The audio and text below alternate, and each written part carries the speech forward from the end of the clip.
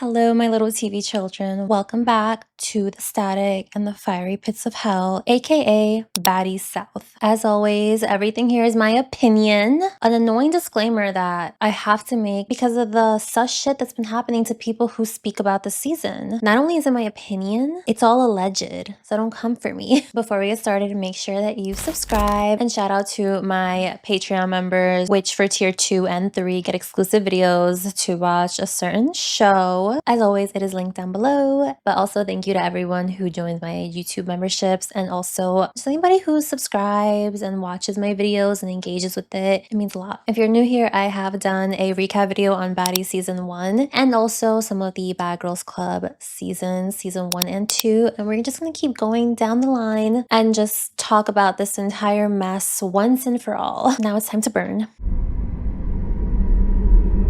Baddies South aired on Zeus on June 12, 2022. Like I said in my last video, I wasn't really interested in engaging with any Baddies content. It was just way too much and way too much drama that you had to have already known before watching it. I would have been so lost. I am still lost actually. So if I miss anything, which I probably will, please make sure you leave it down below so that we can all just get some context.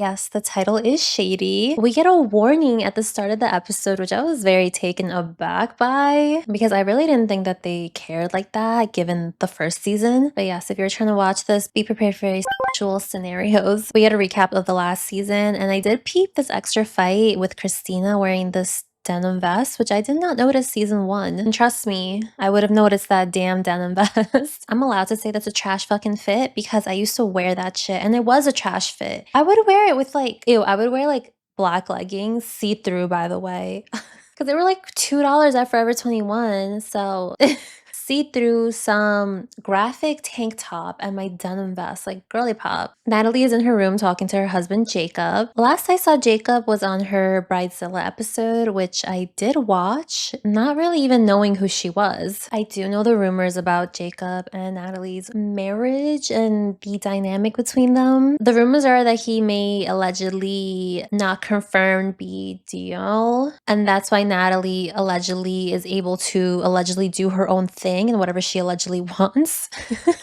But to me, it's just funny that the rumor is that he is closeted as opposed to just being a like, come on, guys, those exist. But alas, we're not part of the marriage, so who knows? It could be okay between them. It could be a lavender marriage. It can be an open marriage, you know? But we will never know. All we do know, though, is that Jacob is very much around and he's very much present. Natalie's telling Jacob how much work she had to do to take this in a completely different direction. This season's concept is going to be a road trip around the South. I was about to give her credit, like, oh my god, that's actually a fun idea, but then I remember that road rules exist. So it's like, oh, okay, not super original. However, still better than what we got last season. Speaking of last season, Natalie says how boring it was and how boring the season 1 girlies were, and that the season 1 girlies were so boring that they're not coming on the season, except for Christina. But the reason why they were so boring was because there was nothing for them to do. The idea of that season was that there was gonna be a show.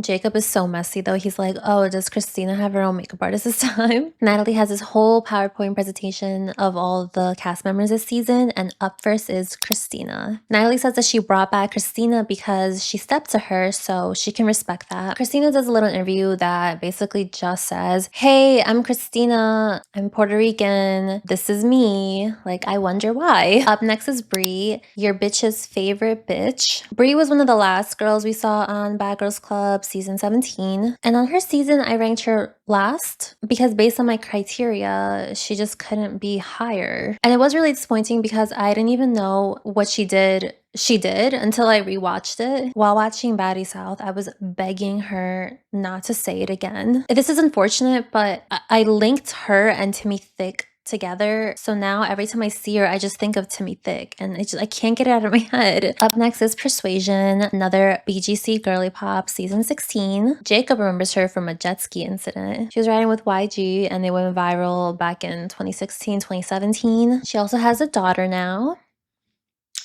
She famously said, you have to go home because you have kids, to Bernicia on her season. Interesting. So BGC was a little too crazy to go on with children, but Baddies is fine, right?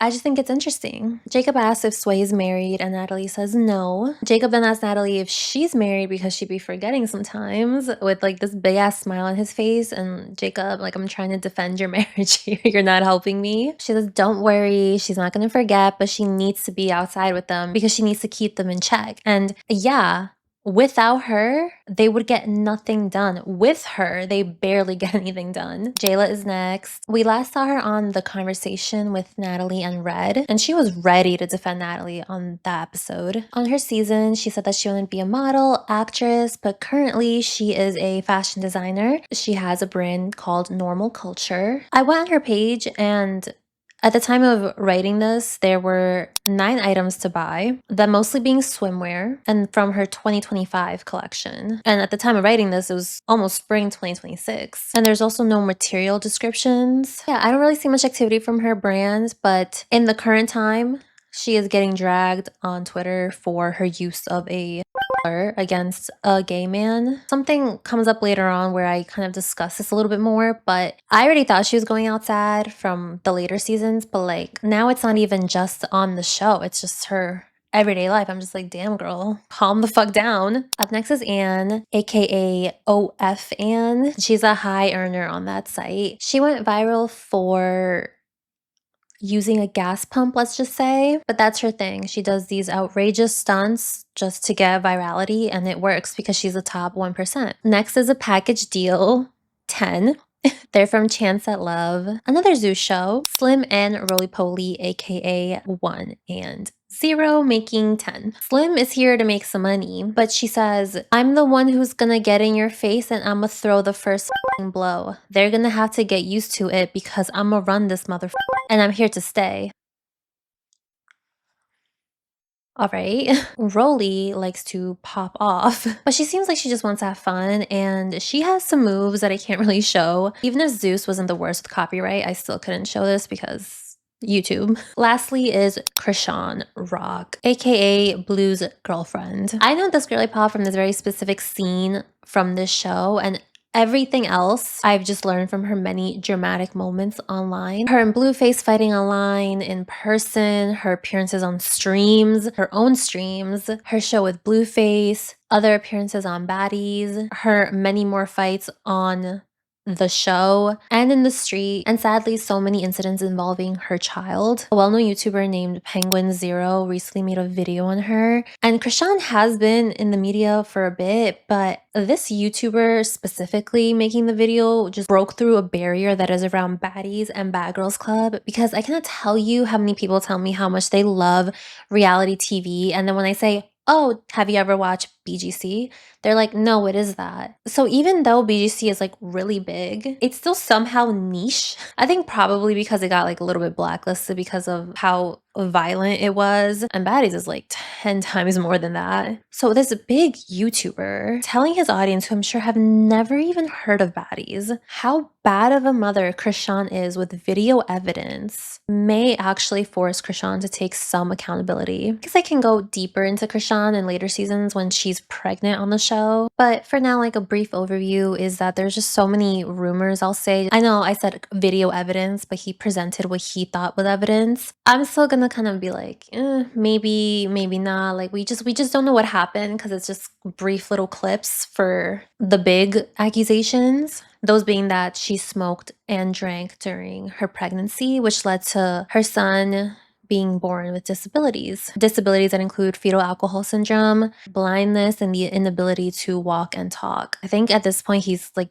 2 years old and he can barely hold himself up. But some of the proof are videos of her drinking while clearly pregnant, but I just don't want to definitively say because there's the possibility that it was like a mocktail or something, and it was probably unlikely. But besides that, there's the video of her saying like, where's the bottle at? I'm just gonna this baby anyway, it doesn't matter. Even though I'm pretty sure at that point she already knew it was too late. She's extremely irresponsible. If you wanted to make that choice, you should have thought of it a little bit ago, not almost 3 months into your pregnancy. And she like refuses to listen to doctors because she knows that God is gonna get her baby right. Where was that when you were planning on getting an abortion. But as of this point, I haven't seen any confirmation on anything that may be going on with her son. She denies that he has any disabilities, so I mean, only time can tell. Back to the show. So Krishan's only 21, and she says that she's a woman of God. There's a video of her playing football, and we need to be released of these set of pictures of her in high school running track saying, oh my god, Blueface ruined her, because it goes viral like every few months, and like, we get it. But she says that she isn't really one to talk, she just swings, and yeah. Jacob is so shady about her missing tooth. Apparently, she was fighting with Blueface's first baby mama, Jaden, and I don't know if she was just running from her, just kind of, you know, creating space or whatever. But she ran face first into a pole and lost her tooth. Again, something that could have been saved if she was like a little bit more responsible, maybe put in some milk. I've seen that works, but no. She doesn't seem to mind that she's missing a tooth. A front tooth, mind you. But now that we have the cast, it's time to go. This intro is so much cuter than the first one because Natalie's not doing her stupid fucking...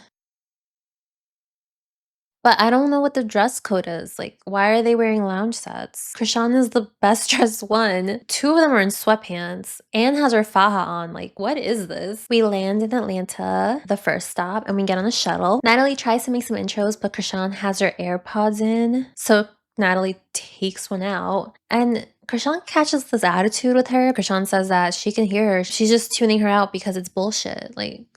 what? Krishan is very immature, as we come to see on this season. Sway says that she's not feeling her. I wonder why. Alrighty, but everybody meets everybody, and they peep that somebody is missing. Christina. Alright, so there's some drama regarding this. That is all alleged. Don't come for me. But Natalie didn't want anyone from season 1 on season 2. But because Christina started it with her, she didn't allow that. So she fought for her right to be on season 2. However, supposedly she wasn't going to be a producer anymore. She was just going to be a cast member if she wanted to be on season 2. So she figured this wasn't going to be a good time and backed out at the very last minute. And that's the light version. The dark version of it is that she was forced to give up her rights as producer by a certain Lemon. There were a lot of rumors of the two of them having a thing, which she does deny, but others refuse to deny or confirm it. I got all this info from this video that I will link down below. He explains it so much better than I. The reason why I'm being a little bit more careful this video on what I say is because in this video, he mentions that Zeus was taking anything and everything down that mentioned this situation, and I'm not trying to deal with that. On the show though, Natalie says that Christina just took the money and ran. Christina does say that she feels like this was owed to her, so she didn't take shit. And on the show, when Natalie tells them about her not showing up, Bree is like, wow, I can't believe she would do that to Natalie. Meanwhile, she's the one who gave her this opportunity. And Christina's like, Natalie didn't give me this opportunity. I gave myself the opportunity. I actually gave you the opportunity because I'm the one who suggested you. Natalie wasn't even thinking about you when she was trying to figure out the cast. But they don't want to keep talking about Christina, so this is the last time she gets brought up. Natalie tells them the travel plan, and they're going to be going from Atlanta to Charlotte, Charlotte to Nashville, Nashville to New Orleans, and New Orleans to Houston. Krishan says that this shit is regular for her, but she doesn't usually travel with broke weirdos.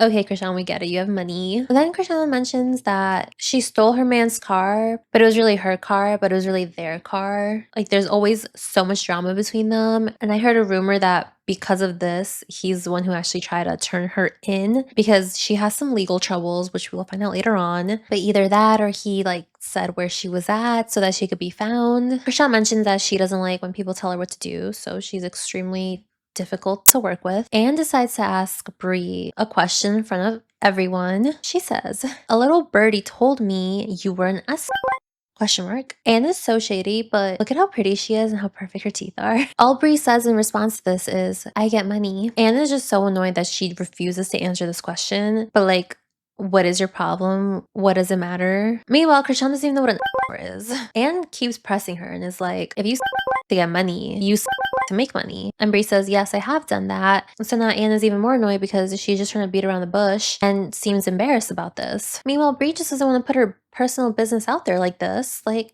Guys, imagine someone getting mad at you because you don't want to put your business out there. Krishan steps in and is like, but you're saying something that maybe she didn't want to be out there. And Anne is like, well, that's too bad. You shouldn't have said it. And Krishan looks gobsmacked and is like, it's not embarrassing for my areas to be all over the internet, but it's like, okay, girl, good for you. Anne is very weird in the beginning. I will say she's damn near as childish as Krishan. They finally get to the house and it's cute, but Krishan says that it's just an old lady house. And the reason that the other girls are gassing it so much is because they've never stayed anywhere nice. Both can be true. They could stay somewhere super nice and still find this house nice. I don't know why she just constantly rolls her eyes at other people getting excited. But okay, so she has so much money. She travels across the country. She stays in good ass places. Right? So let's just hold on to this. They're only going to be here for one singular night. And they don't even go out. And I still don't know why. If it's part of the road trip, do something in this city you guys all travel to. Natalie tells them the house rules. Don't break anything and clean up. Everyone agrees, but Krishan's like, yeah, just don't tell me what to do though. If I leave a mess, oh well. Persuasion decides to be like, well, no, that rule is for you because you're the only one that's been leaving trash everywhere. And Krishan just rolls her eyes. For now. Same thing as last season, there are only 6 rooms and they've been picked out already. The rooms are cute except for the 2 that are being shared because they gave them bunk beds and there's only 2 people per room. Like, why couldn't we just get twin beds? That would have been cheaper and more practical. Obviously a ploy to try to start drama, which kind of works because Krishan says that she would rather sleep on the couch than in the bunk bed. Still, she tells Natalie she's gonna sleep in her bed. There's little loose leaf papers on the doors and Krishan takes hers and puts it on Natalie's door. Sway takes off Krishan's paper. Jayla, Natalie, and Krishan all notice and Jayla's like, oh, they're hating already. And Krishan surprisingly doesn't engage with this. I was shocked. I was like, okay, maybe she just didn't catch it. Or maybe she was actually mature and was like, let's save that for later.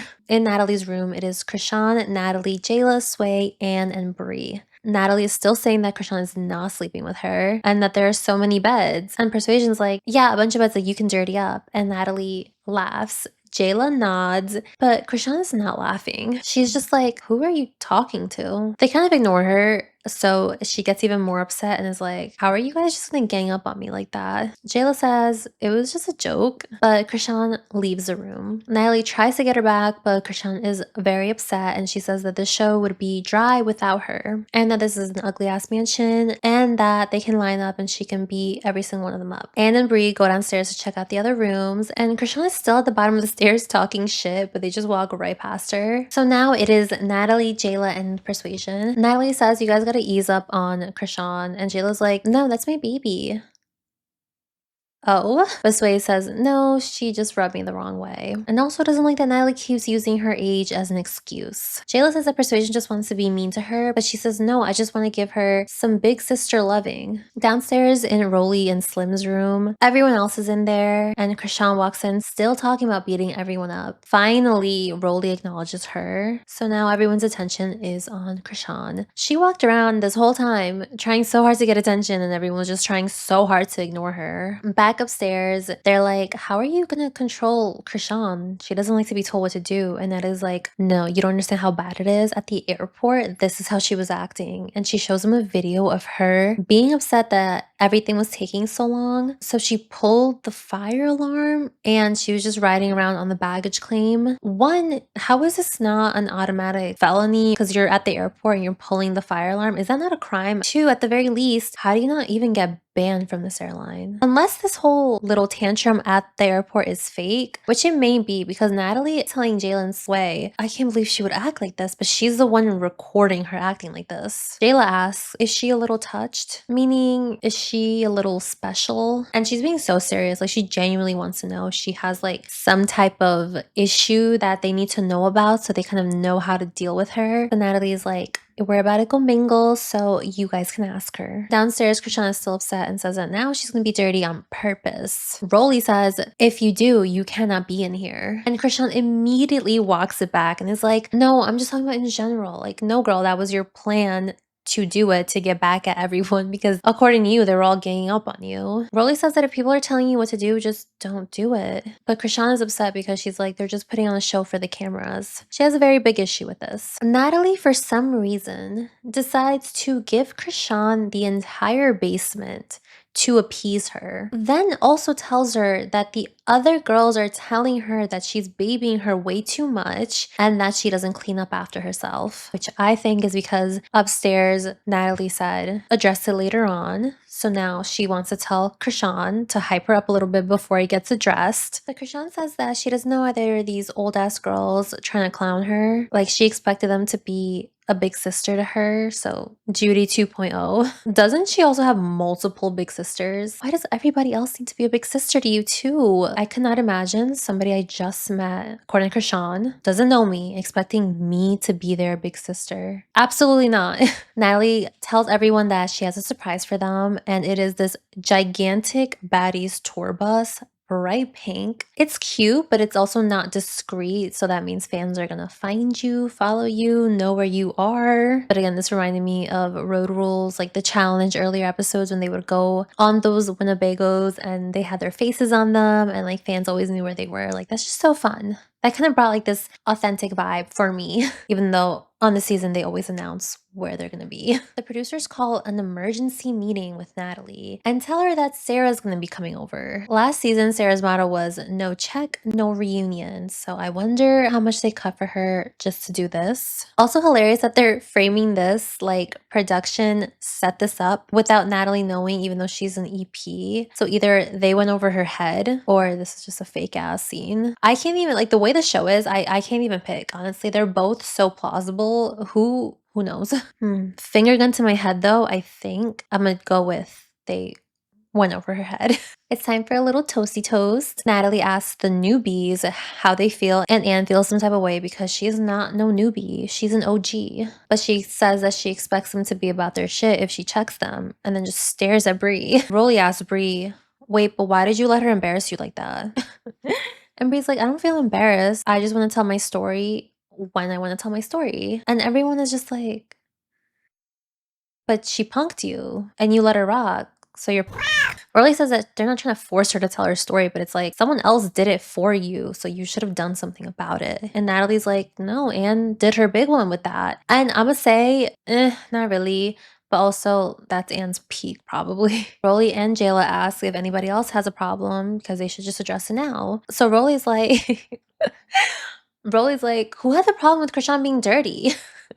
Krishan's like, yeah, who said the dirty joke? Persuasion's like, no one said that you were dirty. We just said that you don't clean up. And then Krishan punches her in her face and it's heard around the world. She falls into the sink and she doesn't even have time to react because Krishan is just going in. And the security guard's face is killing me because he looks so stressed. This is the equivalent to Ripsy's whole crash out on season 1 of Bad Girls Club because this fight went viral. I think this is one of the first fights I really saw. I was like, damn, what is this? But I only watched the fights on Twitter before they got taken down. Something I really don't like about the show, like aside from all of it, is that they start the new episode right where the other episode ends. So like it'll be in the middle of the fight as opposed to just doing like a small condensed version of what happened and then moving on to the new material. I would actually take a cliffhanger over this because it's just so abrupt and these come out weekly, so like it doesn't flow well. Why is this episode starting with her already in the sink? But yeah, they fight and after they get broken up, Sway wants to get her so bad. She's just throwing shit at her, even though one of the rules was don't break anything. Many things were broken. She tells Krishan that she's just mad because her man embarrasses her, and that the only reason she even got her was because she snuck her. So Krishan's like, all right, so then let's go. But before we get to that, a word from our sponsor. No, I'm kidding. Sway says, I didn't even want to fight you because I look at you like a little sister. All right. Again, Sway calls her. So time for round 2. And I'm gonna be honest, it's not different from round 1. Rock lands like 4 clean hits and Persuasion lands 0 and loses her wig. And just look at the amount of security they have. So yes, they let them fight for a little bit before they break it up. They're talking their after the fight, and then Persuasion says that she Krishan's man's face and they fucked 2 weeks ago. Oh my god. Also, Slim freely uses the N-word. According to some people, she's mixed. According to other people, she's not. But she says it in front of Jayla, and Jayla doesn't say anything. So I have no idea. It's relevant because not her specifically, but this topic becomes like super big later on. So I just want to kind of like throw it out there for now. But anyway, so okay, you wanted Krishan to be your little sister. You want to be her big sis, but you her man 2 weeks ago and you're bragging about it? Like, that's so weird. And on top of that, she's like, yeah, you probably knew that he messed around, but you probably never met the one that he messed around with. And surprisingly, I mean, Krishan's very possessive of her man. She doesn't really say much about this, and it's because she doesn't believe her. She just thinks that she's being a groupie. Persuasion goes upstairs to reinstall her wig. Anne and Natalie are with her, and Anne's holding Krishan's blue face cup. Sway tries to grab from her and throw it, but Anne just holds on to that for her dear life. So she's being a good friend to Krishan. But downstairs they're like, damn, like, Persuasion, you should be embarrassed. Like, you should go home type of embarrassed. But Krishan's like, she's just making this up because it went from Krishan being dirty to her getting embarrassed to all of a sudden now you're her man, which like low-key a point. Like, she's clearly escalating her insults to try to hurt Krishan. I don't actually even know if it was true. I think later on it's kind of mentioned in passing like it wasn't, but who knows? Krishan is stewing in silence because she doesn't think that she hit her clean enough. Krishan, you did enough. It's okay. Natalie then goes downstairs and tells him that that first fight was just way too much because Persuasion wasn't paying attention. That's unlike Natalie because when she wants to fight, it's like, okay, let's fight. And that's exactly what she's gonna do to Sarah. And they're like, what the heck? Sarah's coming? And Natalie's like, yeah, but it's just gonna be me and her. But because Natalie is just, you know, a fair fighter, she thinks that both rounds should have been like the second round. And Riley's like, well, she lost both, so. Persuasion then comes downstairs and Natalie tells her that if they're gonna fight, you guys have to give each other the chance to actually square up. Not don't fight, just if you're gonna fight, do it correctly. Natalie tells Krishan the #1 rule in the Baddies house is, I don't know because she never actually says it, but she just says that it was a lot and Persuasion feels like she snuck her. Krishan's like, well then tell her to be careful who she talks to. She says that it takes 1 to 2 words before she pops off and like, can you imagine like, hi, how are you? And she just beats the out of you. But Natalie's trying to figure out how to calm this all down because they do have to get on a bus to Charlotte. And Krishan's like, why are you telling me? Tell the person who keeps talking. And like, she didn't do anything. She just sat there. So I appreciate Natalie for being like, but you swung first. She also tells her that Sarah's coming over and Rock is like, oh, can I watch? So Natalie responds with, I'm the baddest bitch. You think that was something in the kitchen? I'm mop hose, especially a little bitch like Sarah. I cannot think of a single fight of Natalie that went as crazy as this fight between Krishan and Sway in this current moment. Maybe later on, maybe Camilla and Natalie, maybe. I don't remember it that much. Anne says that Sarah did start a lot of shit, but it was in response to the shit that Natalie kept trying to start. But they all get sent upstairs and we prepare for Sarah's arrival. All right, now Natalie's on the couch and Sway, Jayla, and Bree are upstairs on the balcony. Natalie's just screaming out that Sarah did 99 chapters, each an hour long, and she never said shit. I was so confused because I did include that drama from those chapters in my first video because I was like, God damn. But I think she did like at most 20 plus alive with Natalie's ex-stepmom because I don't think they're married anymore. And like some of them were like 3 minutes long and in response to the things she was saying. So this whole I didn't say shit. What are you talking about? You responded to some of them. Natalie's like, she thinks she can just release a book and I'm gonna just sit there and take it. My stupid ass like, did Sarah release a book? Because Natalie released a book. So did Sarah release a 99 chapter book? But no, she was just being dramatic and it's like, that shit was so long even though like at most it was like a movie length. Then she says that Sarah tried to plant some fake condoms to ruin her marriage so that Sarah, could slide into Jacob's DMs. I doubt it. I don't know if Jacob's really Sarah's type. But then Natalie does the absolute most. She's just screaming to everyone in the house this message. It doesn't matter what you say about my marriage. Jacob is not going anywhere. If anyone has a problem in whatever city, I'm gonna run up and her man isn't going anywhere. I feel like the singer should have been directed at Sarah, who isn't even here. But I'm assuming that it's because Sarah was in her circle and then tried to expose her. She's kind of giving this warning to everyone who is currently in her circle to not make that same mistake. I mean, Sarah got out of it pretty clean though. But yeah, I've never had to give my inner circle a warning to not expose me. Like, it's kind of a sad life. Sarah pulls up with her security, and at the door, they're like, we have to pat you down for weapons. This is where we get security, check them for guns. Sarah's security is like, yeah, I have a weapon. What the fuck? So they get sent back to their car to drop off their weapons, and Sarah pulls out, I don't know what from her purse. It could have been a piece, or it could have been like a taser. I have no idea, but that's fucking insane. Like, what if they didn't check them for guns? And I guess they tell Natalie because she's like, oh, what? You think you're gonna catch me or something? I have a whole collection at home. How does that help you? Sarah walks in on some, oh, Miss Nunn. And Natalie's like, why are you smiling like that? You look a little crazy. And Sarah's like, because I'm happy. You can see what Natalie's saying. Like, you guys have beef. You're in here like, oh, Miss Nunn. Like, literally cheesy. I can't even smile that hard. But Natalie wants to know what she's even doing here. And low-key, me too. Sarah says, I didn't do much. I just wrote a book and conducted your funeral because you tried to get me canceled. Natalie's like, what did I try to cancel you from? The culture? Because you were never a part of it. Like, I love how Natalie tries to twist it. Like, no, you weren't trying to cancel her from the culture because Sarah thought she was part of the culture. You were trying to get her canceled for being. Sarah had to put up a recording of you saying that she isn't.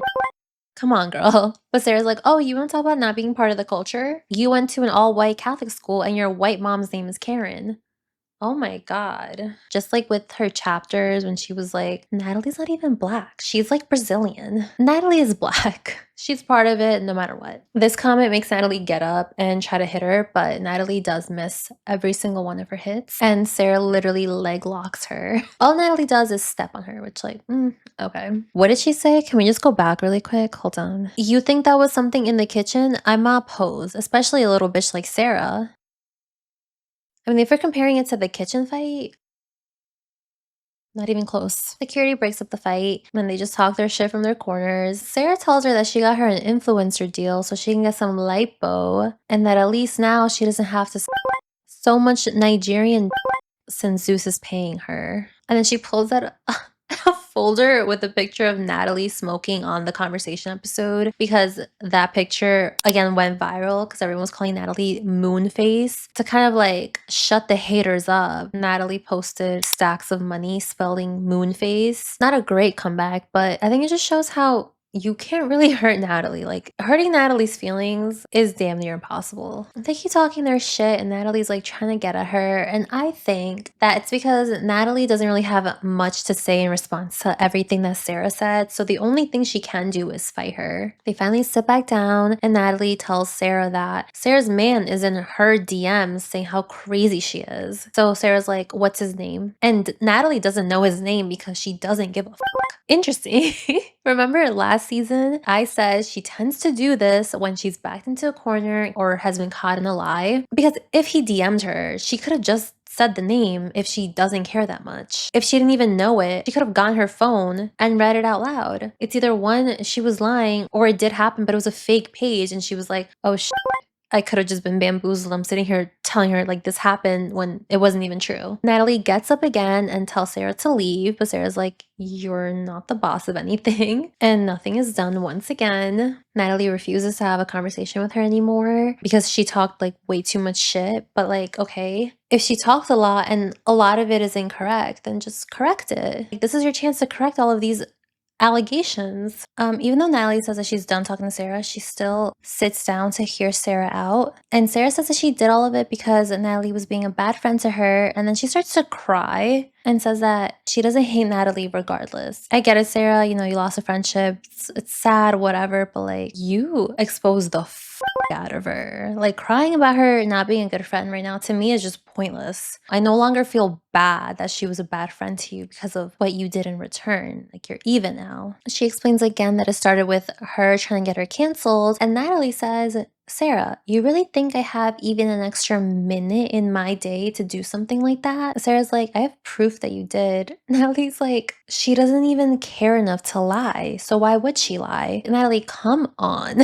Who believes Natalie? I don't. Reminder though, before you comment, that this is somebody who got mad at Judy for saying that she said something about Black women's noses because it doesn't exist. There's nothing like that out there, and denied ever saying that when it was literally on TV because it's on the first episode of her season of Bad Girls Club. Just trying to remind you of who you could possibly be defending down there. Now Natalie's just saying how Sarah's a all she does is suck. She overseas, and Sarah's like, this is just projection because that's the shit you do. Natalie, who previously just said that she's no longer going to be talking, she's just going to be listening, then gets upset about her husband all over again. So Sarah throws her drink. They're not able to get to each other, and Sarah decides to just leave. Natalie's like, yeah, get her out. But like, Natalie, she's leaving. And now that Sarah's out of the door, she's trying to get through security. Like, come on, girl. Sarah's at her car now, and Natalie's in the house screaming, saying the next bitch who tries her on everything, it's over. So let's see. The next day, God, what a long day. Rolly and Slim are outside smoking. They say that they wish they were able to go out, and like, yeah, I don't understand why they didn't go out in Atlanta, one of the stops of the tour. They talk about the fight between Sway and Krishan, and they're like, I can't believe Sway is saying how dirty Krishan is when we literally just got to the house. Krishan comes out and she seems happier than yesterday, but she tells them, yeah, she doesn't understand why she was like pretending that she was her little sister when she was saying all this weird shit, but that she doesn't believe that her man actually did anything with her. Slim agrees and is like, yeah, no, she was just jealous of you. That's why she had so much animosity towards you. Krishan wants to speak to Sway to ask her why she said that. And like, this actually made me laugh because Rock is like, what made you sound that jealous, that burnt out, that broke? And then she's like, if it's true, like, ew, you my man's face with that ass. Upstairs with Natalie, Jayla, and Bree, Natalie's telling them about her and Sarah. Natalie says that she beat Sarah up, but like, Zeus has a playback speed option, and at 0.5 I didn't see a single hit land, and she was fine. And then they talk about the fight between Sway and Krishan. Jayla's like, obviously Krishan is gonna fight if she feels like you're talking shit. Bree tries to be like, no, she wasn't even talking shit like that, but Jayla's like, no, she definitely was. But I'm thinking, okay, so then so are you, because you're the one asking if Krishan is touched. But then Jayla shifts the focus to Anne and Bree, and that Bree should have definitely said something when Anne was just talking shit to her and putting her business out there. Basically that she said some slick shit, you let her slide, and now she's always gonna think that you're gonna let her slide. Bree says that she didn't even know who Anne was before this, so when she's the one who said it, she was just taken aback. But the reason why she didn't want to talk about it was because of what she went through doing that. She says that she's been so she wanted to talk about it on her own terms. However, though, Bree already bit off her nails, so she is ready to fight if they need a fight. And on top of that, Natalie gives her her sneakers just to really prepare her. Persuasion is sitting on the couch, having a chill time when Anne pulls up. She seems super friendly, but then is like, yeah, you got your ass beat. And Sway's like, no, I got snug. And Anne's like, no, not the second round. You got punched out of your wig. Sway's just like, you know what, my face is fine. So either way, I could have handled it much better. Then Anne decides to tell Sway that her and Bree need to keep her name out of their mouths. And it's crazy to me because she says that Persuasion has this entitled attitude whilst here telling people that they can't even speak your name. She says, find something safe to do. And Persuasion just laughs in her face. I don't even think Krishan, someone who kind of proved that she will fight and she will fight well, I don't even think she would say something like that. It's such a like a Karen level threat. Sway doesn't really know why this warrants her being this upset, so she's like, are you even gonna ask me like what I actually said? And Anne says no, she doesn't care. She's just coming at her with like such a wild attitude and tells her to stop running my mouth through your This should have been the first clue that this is not for Anne. Then she calls Persuasion an too, and Persuasion's like, I'm not. And then Anne says that she doesn't care about any type of energy she's giving her because she's bored and this is Baddies. Like, she came here to fight. Anne is just yapping, and Sway isn't really giving her anything. So she asked her what was said, even though she just said she didn't care what was said. But like, she already knew what was said because she confirms what Sway said. Like, yeah, you told Bree to be prepared and you shouldn't be preparing other bitches. She shouldn't be telling her to prepare because she's not gonna be running up, so, like, what does she need to prepare for? Like, Anne, calm down. What are you even talking about? When Natalie was talking about, like, the number one rule of baddies, Anne was actually the one that was like, "Oh, is it stay ready so you don't gotta be ready?" That's a common phrase, so if Persuasion hears that somebody wants to fight her friend, she can tell them, "Hey, just, like, be ready." Persuasion tries to tell her, like, "Bree doesn't even wanna fight you like that," and Anne cuts her off and is like, "I don't care. This is the baddie's house, so she doesn't care if she doesn't wanna fight." Anne is very annoying. Anne wants Persuasion to give her a reason to fight her. Persuasion isn't doing that because she genuinely is so confused, and Anne seems to think that she's just playing both sides, but then so are you? Because prior to this, you were talking to Persuasion and Krishan. After saying, quote, "I'm not going to run up on no hoe," Anne throws a pillow at Persuasion and then jumps on top of her, doesn't land her hit, and then the couch flips over. She says if she has to f somebody up, she will. I don't know about that one. Once again, it starts right in the middle of the fight. Anne is trying to kick Persuasion, but there's this giant security guard in the way. Nothing gets done this fight except for Sway once again losing her wig. So now Krishan comes downstairs and tries to fight Sway too, but security doesn't even let her get close. And she gets annoyed at this. She's annoyed that they won't let her fight. It's fucking crazy. Persuasion is outside trying to calm down. Anne goes upstairs and says that everyone knew she would bring the smoke. Oh, she also calls everyone and then she's gonna fight everybody just to see what they got because it's fun. Please hold on to that. Also that they're boring. Please hold on to that too. Krishan is still downstairs wanting to fight, literally saying that they shouldn't have even brought her here. And like, I think we can all agree. Rolly says that Krishan trying to jump into the fight is really lame and that she personally has never jumped a girl in her life. We'll see this season. Anne goes downstairs to talk her shit with Krishan and they're just calling Persuasion and that Anne should have fought them both, her and Bree, on the bus. And Krishan's like, yeah, I should have fought her on the bus too so that we have more control of the situation. So they're just plotting. Anne says that Persuasion got what she deserved because she bothered her and then kikied in her face. Krishan asks her if she's gonna let this go or she's gonna keep going. And Anne says, let's just have some fun. So okay, Anne, let us have the most fun. She does say though that she hasn't fought since the 10th grade, which we find out later on that she dropped out of high school in the 10th grade, so maybe that's why. But she's just not much of a fighter.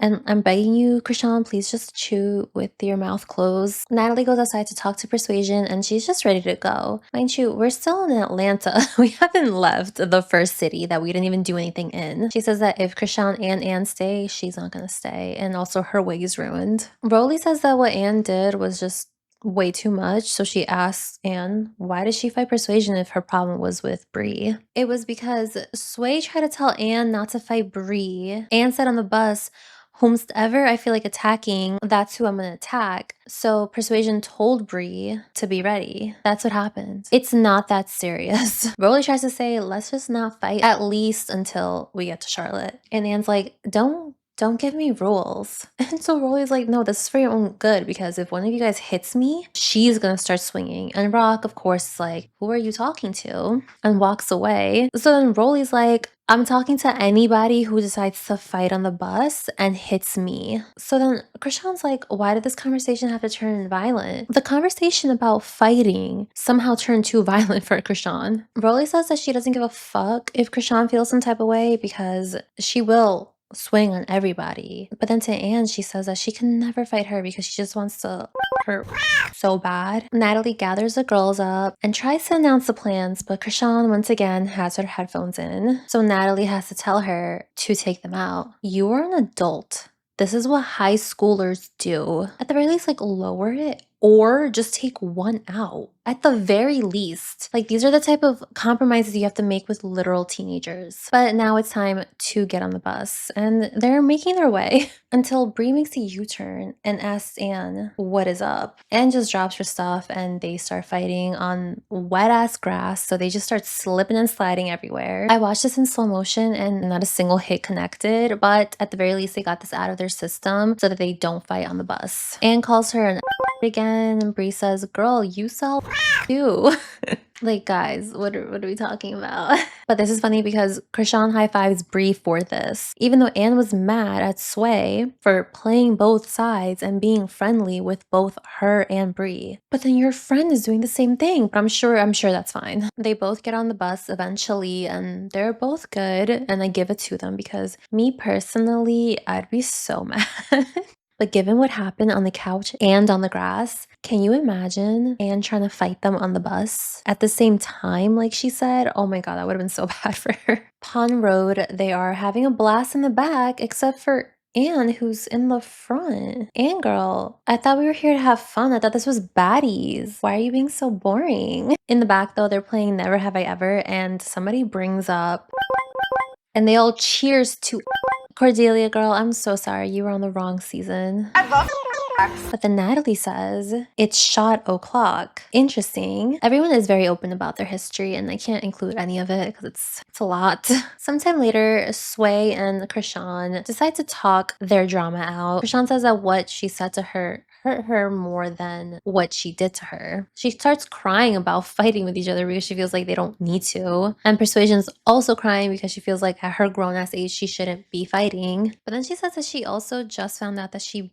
beat cancer. Krishan says, I slapped someone who said that they had cancer, so that doesn't faze me. She thinks that she's just trying to say it for TV and to make her feel bad. So she's like, why are you not at the doctor's? Like, why are you here? Persuasion says that she got a biopsy done the day before she was supposed to fly out to LA. So she was trying to have a good time, but she was stressed about the possibility of her having cancer. She says, when I got the call that I was cancer-free, she didn't want to keep fighting. She is sobbing at this point, and Brie and Natalie are comforting her. But Jayla's just watching this and gets up and leaves because she's like, she never had cancer. She didn't almost have cancer, and she probably didn't even think that she had cancer. All she had was an irregular pap smear. Persuasion specifically said, a bitch beat cancer and I found out I was cancer-free. Those two sentences imply that you had cancer and now you no longer do. I'm getting season 15 flashbacks. Aside from that though, Persuasion is going through a lot. Like she has had a lot of mental health issues that I can totally sympathize with. I just think when it comes to something like that, cancer, maybe just choose your words a little bit more carefully. We finally get to North Carolina and the house is cute. We go to each room. Jayla's like, of course I get my own room, but like, girl, if Natalie says that you have to share, you would share. Sway and Bree get the room downstairs and Bree just wants her to be peace, so we'll see. But here Persuasion mentions that her eye hurts because it got clawed. Rolly and Slim are once again sharing a room with bunk beds, and Krishan and Anne are sharing a room too. Anne is still upset about the fight on the grass. Krishan says, yeah, and I still feel a type of way about Sway because her apology was just fake. Anne then tells us that in order to be friends with Krishan, you have to have a certain energy. And if you don't, then you probably just have up energy. My energy is up because me and Krishan wouldn't be friends. 70% of the world has up energy, or Krishan has up energy. Which one sounds more likely? The length some of them go to just defend her actions is insane. Like, no, she acts like that because you have up energy.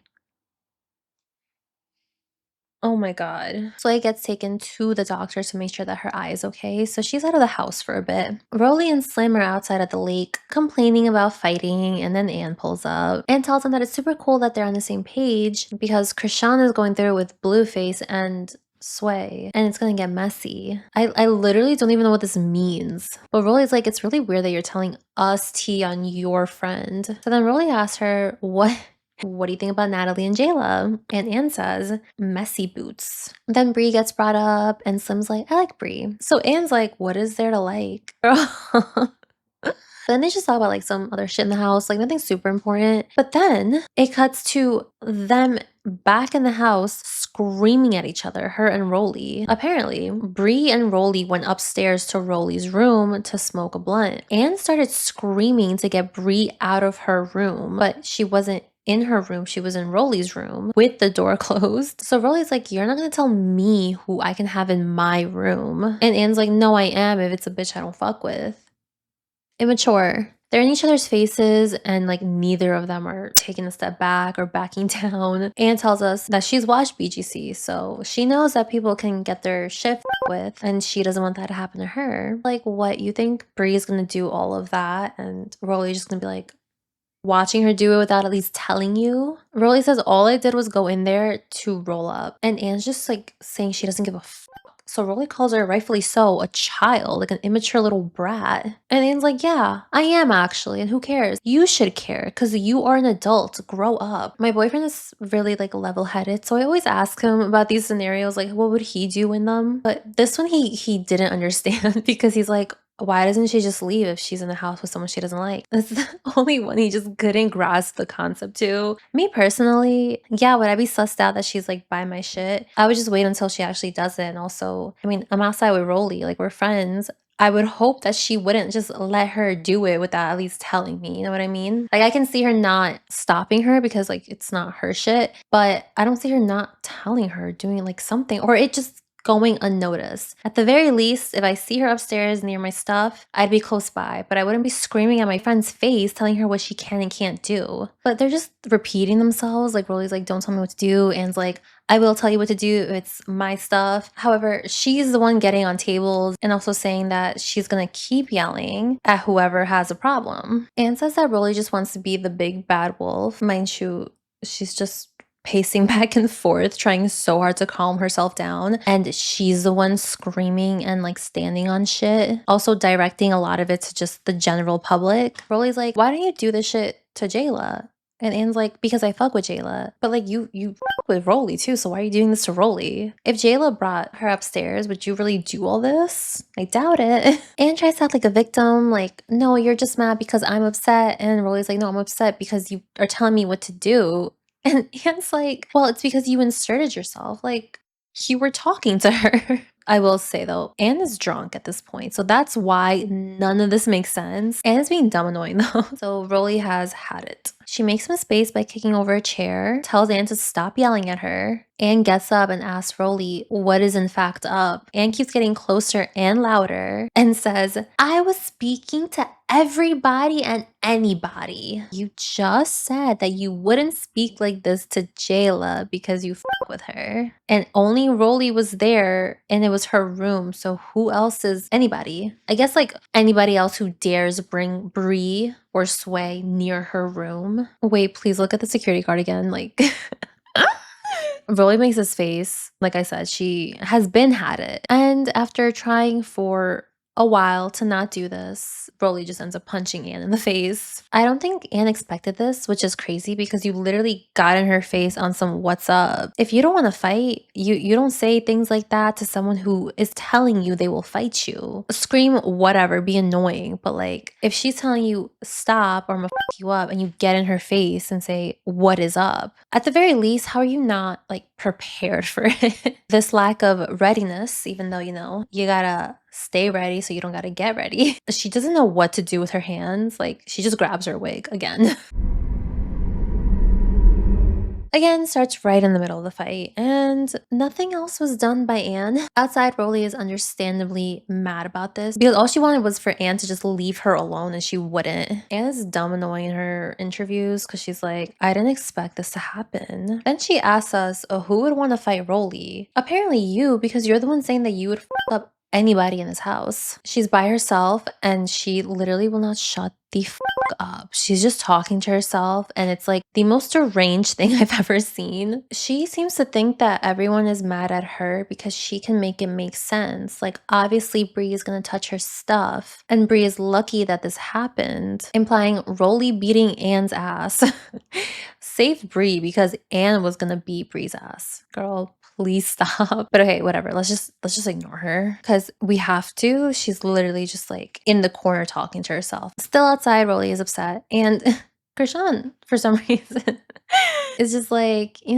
maybe Anne doesn't know how to fight. Maybe all she knows how to do is how to. And then she's like, I love my man, but at least I know how to fight. But then outside to Krishan, Rolly's like, oh, Anne's in there saying that she wouldn't talk to Jayla like this because she to Jayla, but then outside she's sitting there talking to her.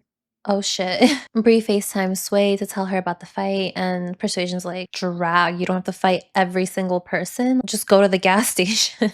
After the phone call, Bree goes outside, and now it's Bree, Slim, Rock, and Jayla with Rolly. And for some reason, Slim's like, I understood where she was coming from. Because if you fight somebody, would you want them by your stuff? Like, obviously not. I mean, like, yeah, but unfortunately for her, she picked fights with people who share the house she lives in. So if you don't want that to happen, don't fight people in the house where your stuff's at. Rolly's like, okay, but she wasn't even by her stuff. She was in my room. So Slim doubles down and is like, no, but I understand like why she got upset. Why are you bringing this up to your friend who's mad about the situation because said person just fought her for no reason? Can I see the point Slim's making? Sure. Do I agree with the point? Not really. I think time and place, Slim. This is not it. Jayla then asks, wait, what did she say about me? And Rolly and Slim say that it was something that was said to Krishan for Krishan to do, and that Jayla and Natalie were wrong for that. Zeus doesn't understand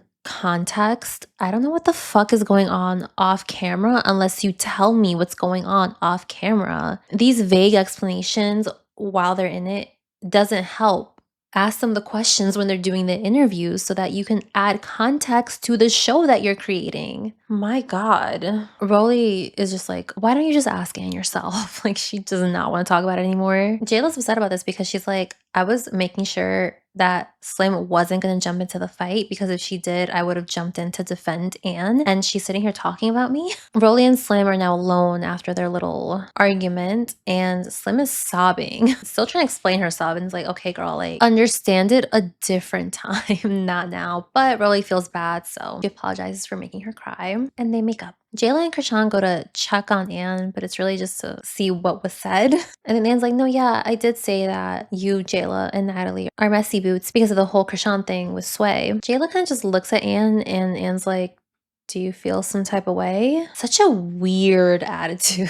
Jayla's like, no, I don't feel some type of way because I wasn't being messy. Krishan asked me the question, and so she just decided to answer it. I have no idea what the fuck they're talking about. I think maybe they're talking about Jayla during the little mingling sesh being like, yeah, who called Krishan dirty? Or it was just something that happened off camera. They don't really specify. Jayla thinks that since her and Krishan are getting closer, that it would have been messier and more fake if she didn't tell Krishan what was being said. This whole time, Krishan's just kind of like tilting her head and like getting closer to Anne. So Anne peeps and is like, what are you doing? Calm down. Mistake, Anne. Rock does not like being told what to do. But Jayla's still like, I don't get how I'm messy though. And Anne's like, girl, look at what you're doing right now. So once again, they're both like, how is this messy? But Anne's just acting the same way she was with Rolly, saying, everyone's messy, we're in a messy house. Trying to like walk back what was said because she can't just be like, no, I said this about you specifically. It's like, well, obviously I'm gonna say that. I can say it about anybody here. Just answer the question. Anne is also getting agitated, but Jayla wants to stay on topic because she really wants the answer. So I appreciate this, Jayla, because I too want the answer because I don't know what's going on. Anne says, yes, it was messy for her and Natalie to bring the issue back up to Krishan after she already beat Persuasion up a few times. That's starting drama, therefore it's messy. So it seems like it wasn't the comment in the kitchen, it was just something off camera that we didn't get to see. Jayla says whatever Krishan wants to do is up to her. I can kind of see both sides in this because an outsider can just see it like,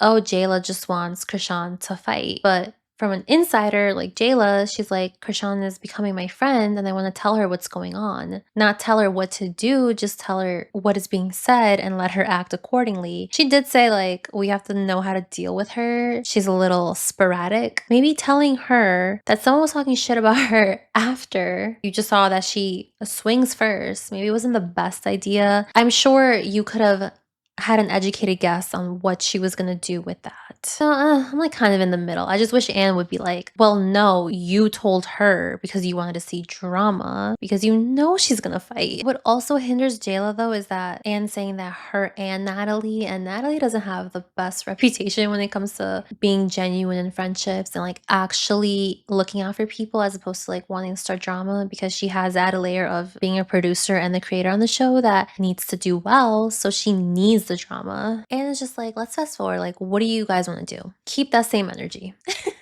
I think she's trashed. Jayla, she's like, how about you keep that same energy? Because I heard you upstairs saying that you'll us all up and all of us right now. But then when others do it to you, it's a problem. This is Anne's face.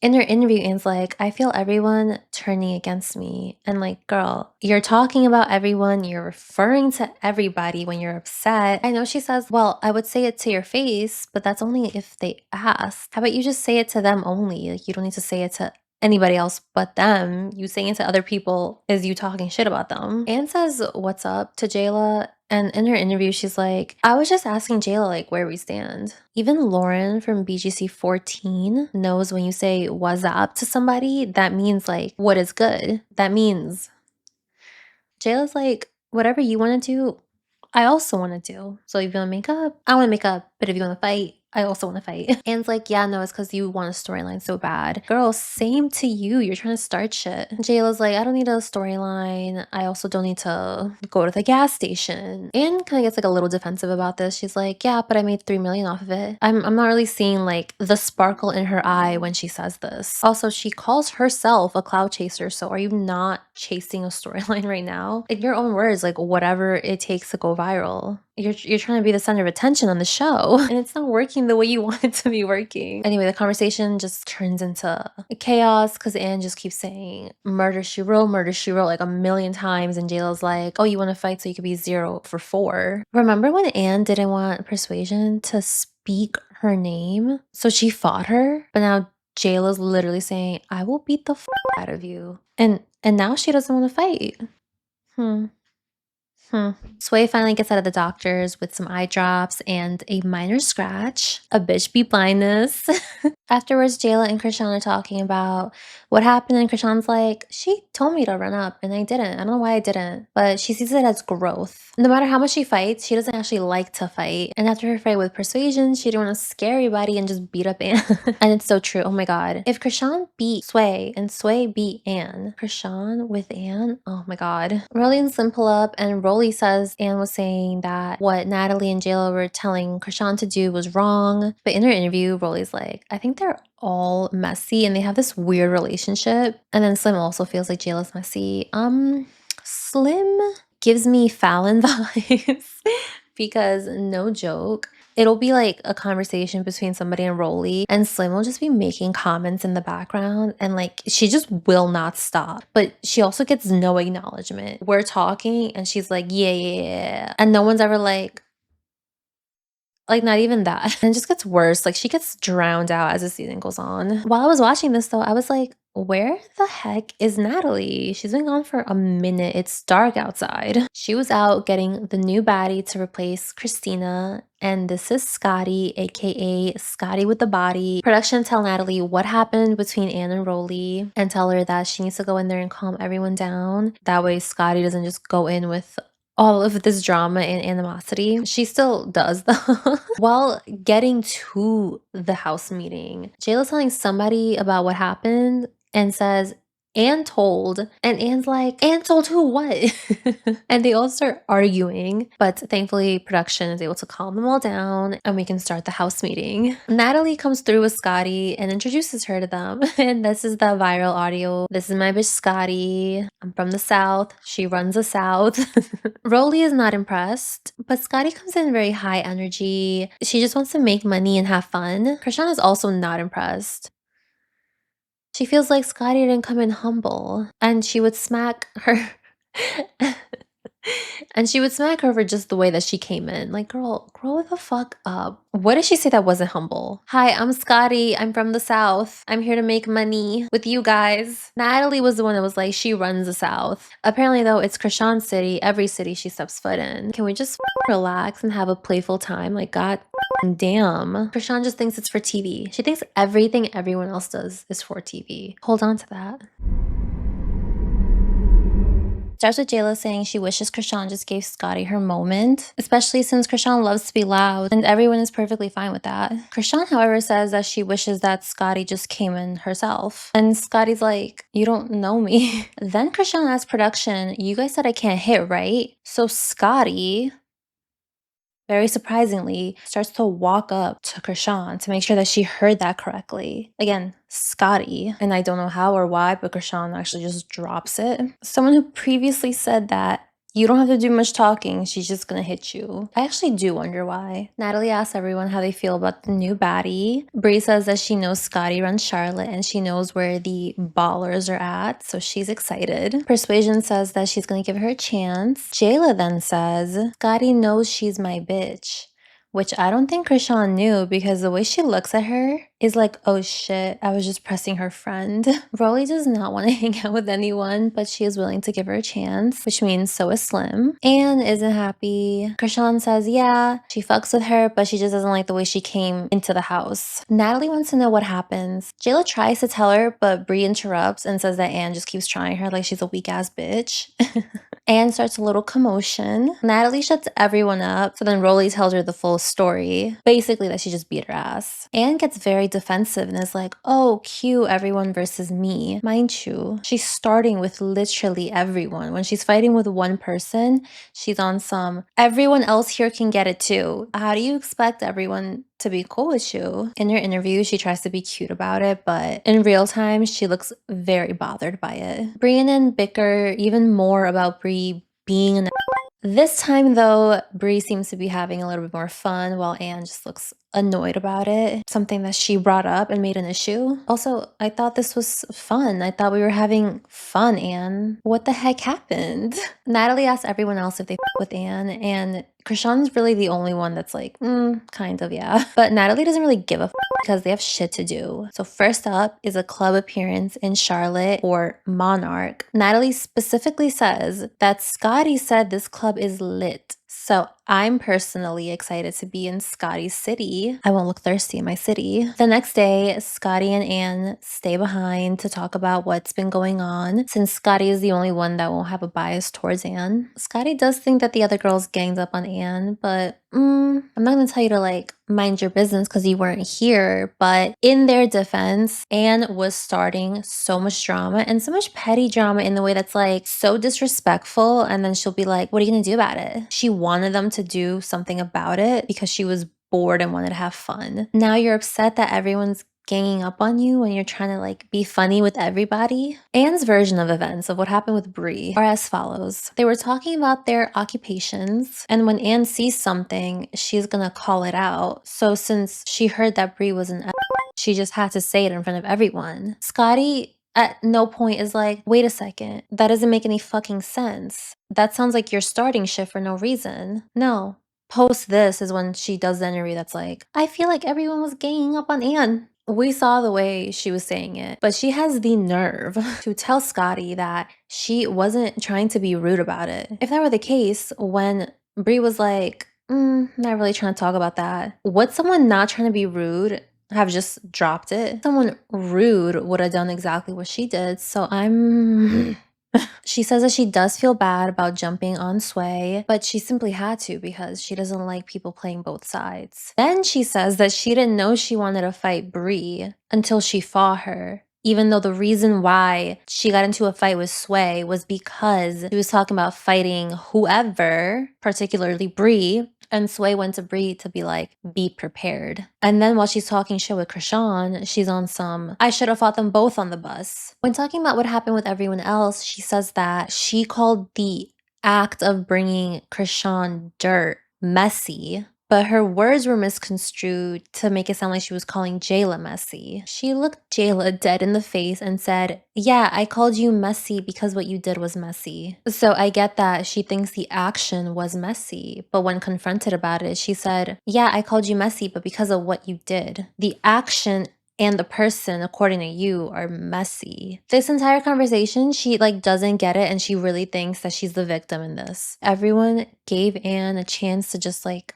calm the down. Bree did in the bus. She was like not engaging with it. And then she tried to clown her and say that she's for not saying anything to her. Sway, she was like, Girl, what are you talking about? Like, it wasn't even like that. You jumped on her. With Jayla, she's asking you, why do you think I'm messy? You're getting real upset that somebody is asking you what you said. And with Rolly, she tried to stop the argument like multiple times. Like, she didn't want to engage with it. You're the one who kept screaming about it. Scotty just wants to make a cake out of rainbows and smiles. So she's like, girl, just come out with us. We're gonna have a blast at Monarch, my fave club. It's so lit. And not only that, but there's a bag to be acquired. So you have to go. The Bad Girls Club girlies are on a boat. Jayla, Sway, Bree, and Natalie. This ride was full of a lot of twerking, a lot of flashing, a lot of other acts, so be cautious. We also find out on this boat ride that it's Scotty's birthday today, which I just try to look up because in a later episode we get like a date of when this is filmed. This says that she was born February 16th.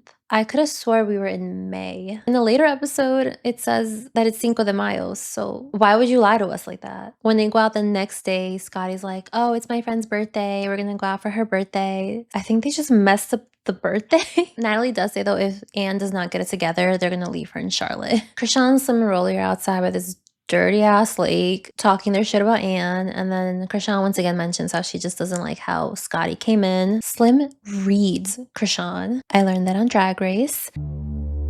Because she says that Krishan just doesn't like the fact that there's a new girl because now she's getting the attention and not her. And that is so true, Slim. Like, where did you get your degree from? Now it's time to go out, and before they go out, they do little montages of them getting ready, and I'm gonna need them to do so much better. I have so many issues with this. For this little montage, my issue is the lighting. It's fucking horrible. Look at Natalie. It's so close to her face and it's like overhead lighting. Can we diffuse the light a little bit to make her look just a little bit softer? Not like those 2012 Instagram fried ass posts. Do you guys remember that? We get on the bus and then Scotty says, I've never been to a Monarch, but it's in my city. Scotty, we're literally going here because you said that it was lit. Like, why do they keep lying to us like this? Anne does in fact show up and she's wearing these red bottoms that are making my feet hurt. I can't wear heels. I know that's not shocking. I can do kitten heels. Like the other day I went to a baby shower and I didn't realize afterwards we would be walking around and I was in little, I guess like 2-inch, is it 2 inches? Maybe 3-inch kitten heels. By hour like 3, I was pretty much toast. But before then, I was doing pretty good. My feet hurt like the second I got into the club. But you would never catch me ever taking my fucking shoes off and walking around like that. Bree peeps Anne's outfit and is like, ew, a jumpsuit. And Persuasion gets mad at her for like giving her any type of attention. Number one, I think Anne's outfit is really cute. Bree, like your friend is in this lounge set. But also two, Persuasion, calm the down. You can say things to your friend without being like, you, I'm so mad at you for even saying that. I don't know about you guys, but like my friends are not rude. I don't do rude friends. The second someone's rude to me, bye. Natalie tries to get the girls hyped up. So she's like, this is Scotty's city. Scotty, like, what do you want to do? And of course, Krishan, like, just can't help it. And she's like, this is my city. Every city is my city. Natalie tries to ignore her and then tries to, get everyone's attention once again to bring everyone together. But Jayla and Krishan are having this side conversation about like how much they weigh and they're not paying attention to Natalie. So then she's just like, oh, I'll wait for everyone to finish their conversation. Like a fucking teacher. Finally, Krishan and Jayla peep that Natalie is waiting for them. And Krishan is in Jayla's ear like fucking Green Goblin saying, she's so weird. She only does this because you can handle her and she looks up to you. So Natalie has an attitude because she knows that Jayla can handle her and she looks up to Jayla. What are you talking about? This gasses Jayla up. Personally, I would have been like, what the fuck? Does anyone here deadass think that Natalie, in this current state, as EPN creator, looked up to any of the baddies? Be honest, and remember that it's Natalie. They finally stop talking, so then Natalie continues, and she says that she's excited to work together and make this money. As she's talking, Krishan yet again has another side conversation, this time with the camera guy, saying, point the camera at me. Why? You're not the one talking. Natalie barely finishes and gets up and just tells the bus to pull the over. In her interview, Krishan has the audacity to say that anything that is not involved around Natalie, she will throw a fit. Zero self-awareness. Like, I've never seen it this bad. Natalie is crashing the fuck out though in the front. She's telling them to pull over. The next stop, she's getting off because she cannot handle them anymore. It does take the bus a little bit to pull over. It's not like at the second that she demands it, which I think gets her even more upset. And she's talking to the crew and the drivers very disrespectfully, I will say. She wants to get off of this bus to get onto her own bus because she doesn't want to ride with them anymore. Rolly thinks that she should have told Krishan to get off the bus instead of her. And I agree. I think with someone like Krishan, you have to show them they're not in charge. And if they're doing the most, they have to leave. This is where we get the take the fucking Hennessy away from her. That's all over TikTok. Natalie finally leaves the bus and Krishan's actually crying about being disrespected. Someone who constantly tells people she's gonna beat their ass. She says that Natalie just tries to act like a boss, but she's a boss too. But like, she's actually in charge of this, so you have to listen to her or just leave. Like, if you're that difficult to work with, leave. Why can't she just leave? After some convincing, Natalie gets back on the bus, but she sits up front with Anne, who has been sitting in the front by herself. That's super fun of you, Anne. Wow. But Natalie is complaining about how annoying Krishan is, about being like, oh, this is my city, this is my city. Meanwhile, she's never even been here. And not only that, just like interrupting, which yeah, she does so much. Oh my God, I can't even think about how annoying it is later on. Krishan genuinely thinks that Natalie is just jealous because Krishan, is the big baby. I can't think of a single rational adult that would ever be jealous of something like that. While they're on their way to the club, Rolly actually gets up and goes up to Anne to apologize for fighting. And Anne says that she's sorry too, so wow. Good for you guys. They get to the club and they have a few fans there. We find out that they are tagging where they're going and they're in this giant pink bus. So obviously people are following them around. At Monarch, it does look like a fun time. They get very trashed and just start to like be all up on each other. Slim and Anne, and then Bree and Anne, and then Persuasion and Anne. Guys, what are we drinking? Blueface is also here and he looks miserable. They have a great time and then the next morning everyone is so hungover. I can feel how they're feeling in this exact moment. And I never ever want to feel like that ever again. This is where Scotty calls her friends to wish her happy birthday and that they're gonna get turned tonight for her birthday. No one mentioned Scotty's birthday last night. There was no happy birthday of any sort. So that's why I'm thinking maybe Scotty mentioned that it was her friend's birthday and I don't know, something got messed up. The friend has a section at a club named Cloud. So Scotty tells Natalie that they're going out tonight. Everyone is probably still drunk, but for sure hungover. Natalie is with whatever Scotty wants to do because again, this is her city. She won't look lame as fuck in her city. Scotty's like, girl, let's take a shot because it is shot o'clock. Almost there. I was looking for it, trust me. And the second it finally came up, I was like, oh, mystery solved. That night, I don't know how they managed to get there, but they're at the club and Rolly is a little shady. She's like, I do Scotty, but I'm hoping that this night is better because Scotty swears that she runs a city, but like at the last club, nobody knew her. On the way to the club, Rolly brings Anne to the back of the bus and was trying to avoid any type of interaction just in case they don't fuck with her like 100%. That way she doesn't have to engage in any arguments. She actually decides to apologize to Persuasion and Bree for the fights. I thought it was genuine, but then in her interview, she's like, why am I apologizing to Sway? You said that you felt bad for jumping on her. But now Anne has a clean slate with Bree and Sway. And then with Jayla and Krishan, it's more like meh. Once at the club does look just as fun as the last one, but there's just so many more people. And I will say this felt very a core of sorts that was soft. It's just so awkward for me because when I'm watching it, I'm just like, Scotty and Krishan kiss, and then Krishan says that it was just for the camera, but you're the one who said that you hate when people do shit for the camera. And here we are.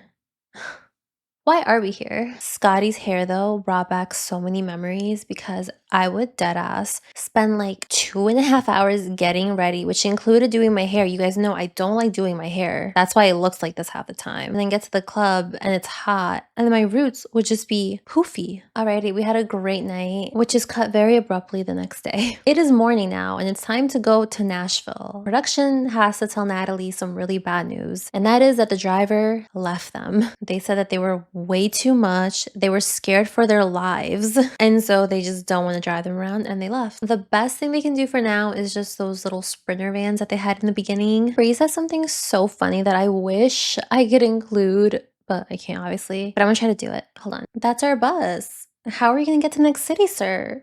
Come back. We were just kidding. I think that was pretty good. Natalie says, this simply cannot happen again, so whatever issues we have, we just have to sort it out right now. She goes around asking everybody if they're good. Bree says yes. Persuasion says yes. Slim and Rolly, however, do not say yes. Apparently, last night, Krishan threw a water bottle at Slim because she was upset that she couldn't go out with them. After the club, I guess they went somewhere else and they didn't invite Jayla and Krishan. Have no idea why. If anybody knows, let me know. Because this is the catalyst for all the other drama that happens in the house from this point on. The only thing I did hear was once they got to the house on the ride home, Natalie saying, who wants to go to the strip club? But I thought she was just joking because I just came out from going out. But I'm assuming that's what Krishan's upset about. So then Slim decides to ask Krishan what is in fact up. And Krishan ignores her. So then Slim just throws her shoes at her. I think one hits her, but she's fine. Then Slim runs up on her and they tussle a little bit. She takes a couple of hits to her dome and gets her hair yanked. But I will say, very bold of you,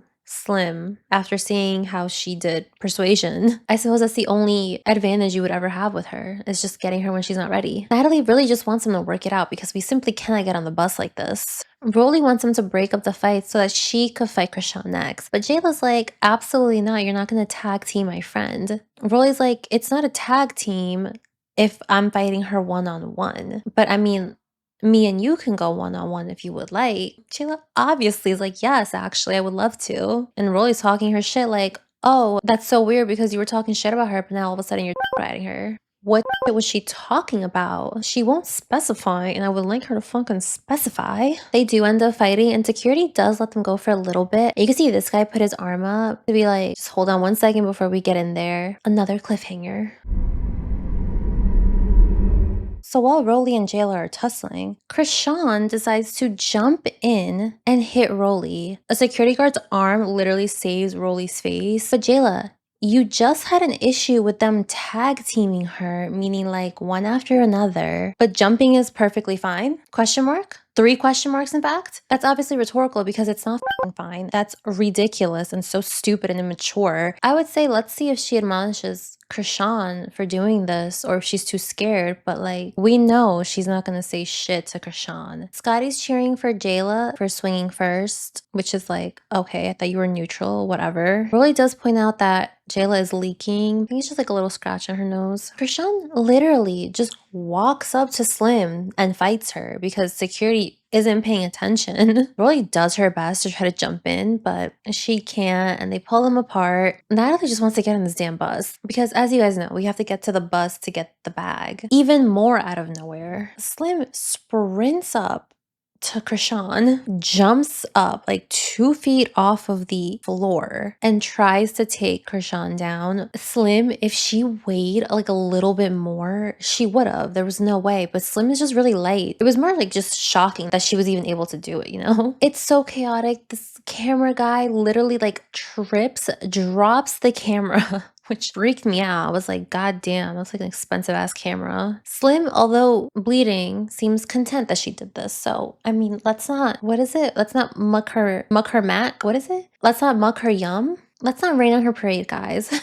And then, guys, I know. And then Rolly and Krishan get into a fight, and Rolly swings Krishan by the hair and is able to get her to the ground. And then Slim almost kicks her in the head. And then after this, once again, somehow, Krishan is able to just walk up to Slim and tussle yet again. Can we keep an eye on her, please? Rolly keeps saying, damn, somebody's leaking, assuming she's talking about Jayla, maybe Krishan, but to be honest, the only person I see is Slim. After all of this though, Krishan has moved past the point of like, whatever about it. Now she's mad. She is crying because of how mad she is. Rolly is saying that she posted somebody's underwear that were crusty. Natalie this whole time just like, guys, we gotta get on the bus. And she's like, this is Trump everything. And the sheriff lives next door. Like, for real, guys, like, let's calm down because he could arrest every single one of you. Jayla keeps saying that they try to jump Krishan, but like after she jumped into you and Rolly's fight, like come on. Finally, somebody notices Krishan trying to make a move and stops her, which gets her so upset. But then when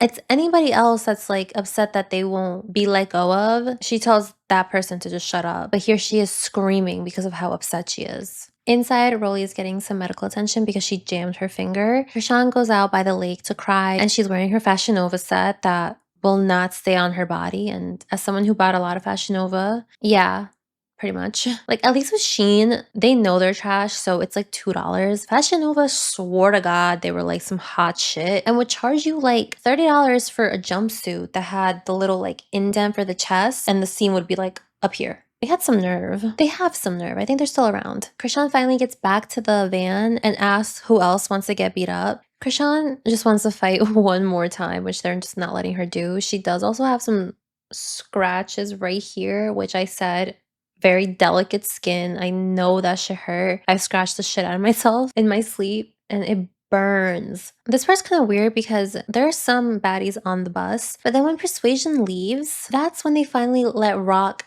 inside of the bus. So I wonder if she was directing all that to Persuasion. Jayla takes Krishan away from the van because Krishan is about to start crying again. And then Jayla tells the crew to stop filming, and they actually kind of do. So like, what do you mean Zeus Networks has more empathy than whoever the fuck was filming on America's Next Top Model season 2? And also Oxygen when Jazz was sitting there on the floor sobbing about f***ing on camera. Jayla and Krishan go back to the bus, and then Krishan asks where Natalie is, and Scotty says that she's talking to the other girls. So then Krishan's like, of course she is. And Jayla says that, yeah, it's because she's messy. She's been messy because she's just going around talking about everyone. And I was a little confused, but watching it again, it seems like they're upset because they think Natalie, their friend, their good friend, should be with them and not with the other girls who they just fought. She is in charge. She has to see everyone. Producers tell Krishan that she needs to be on this bus. Natalie says, okay, I'm gonna go to that bus. So not Krishan and Jayla's bus. When she gets to the other van, I keep saying bus and van interchangeable because I don't know what it's called. I think it's a van,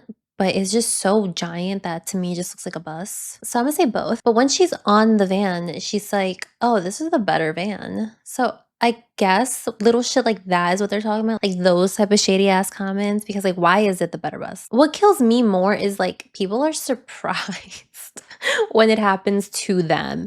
It has happened to hundreds of people before them, and then they think they're gonna be different. Oh my God, it's like a man. They think that they're gonna be picked by her because they're special. Natalie then realizes that she has to give Scotty a cell phone, so she goes back to the other bus. And once there, Krishan asks her like what her problem is, and Natalie's like, I don't have an issue. And in her interview, Jayla's like, I know where Krishan is coming from. The only reason I have any type of context to this is because I watched the other episodes again. While writing this though, I had no idea what they were talking about. If only on this reality TV show there was something, some type of storytelling device that we could use to give context to what's going on in real time. Like, I don't know, maybe some fucking confessional, maybe some interviews, maybe we can ask the person involved in the scene what the heck is going on. Is that groundbreaking to Zeus Networks? We can't just do that because why am I guessing every 2 seconds about what the heck is going on? And Jayla says that Natalie's always doing passive aggressive shit. And then Natalie's like, I can't believe Jayla switched up on me. Which again, I'm assuming is because she saw that they felt some type of way towards her. So she expects them to ask his her.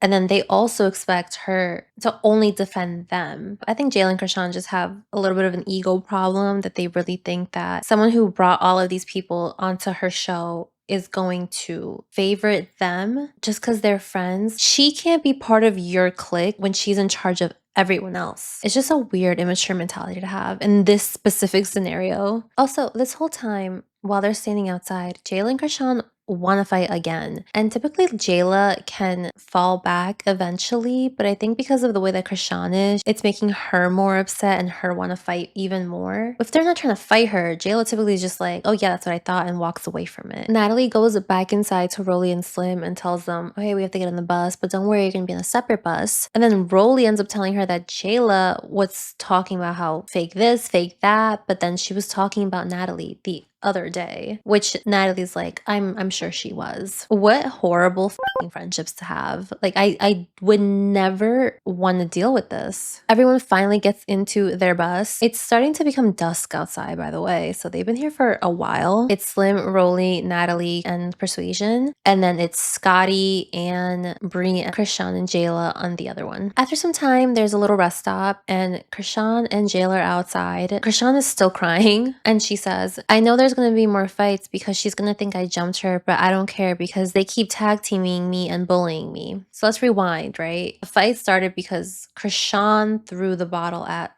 Slim. So how is Slim bullying you? Jayla tells Krishan that if Krishan's arguing with someone, then yeah, she's gonna let her argue with them. But if they try to tag team her, that's when she's gonna jump in. Your friend jumped Rolly with you. It's not like she was trying to avoid the fight. She wanted to fight, but Rolly was just like, no, you're not gonna fight Slim. You can fight me next. But regardless, this is not okay, right? So then tell your friend that jumping is not okay either. Krishan asks Jayla what is good with Natalie, and Jayla's just like, she's been fake and does shit for the camera. It would be super cool to know what she does for the camera. Like, I would love to know what it is that she does specifically. Jayla then says that she wants to beat Rolly's ass again, right? So Krishan's like, yeah, I'll help you. Jayla says, I don't need your help. Krishan says, well, I'm gonna do it anyway. It sounds like your friend is the only person that needs to be told no tag teaming, no jumping, but I have not heard a peep out of you. If she was telling Krishan what to do, that would be a problem. So, okay, obviously this whole time though, Jayla feels like Natalie is being fake towards her because she's not choosing her over them,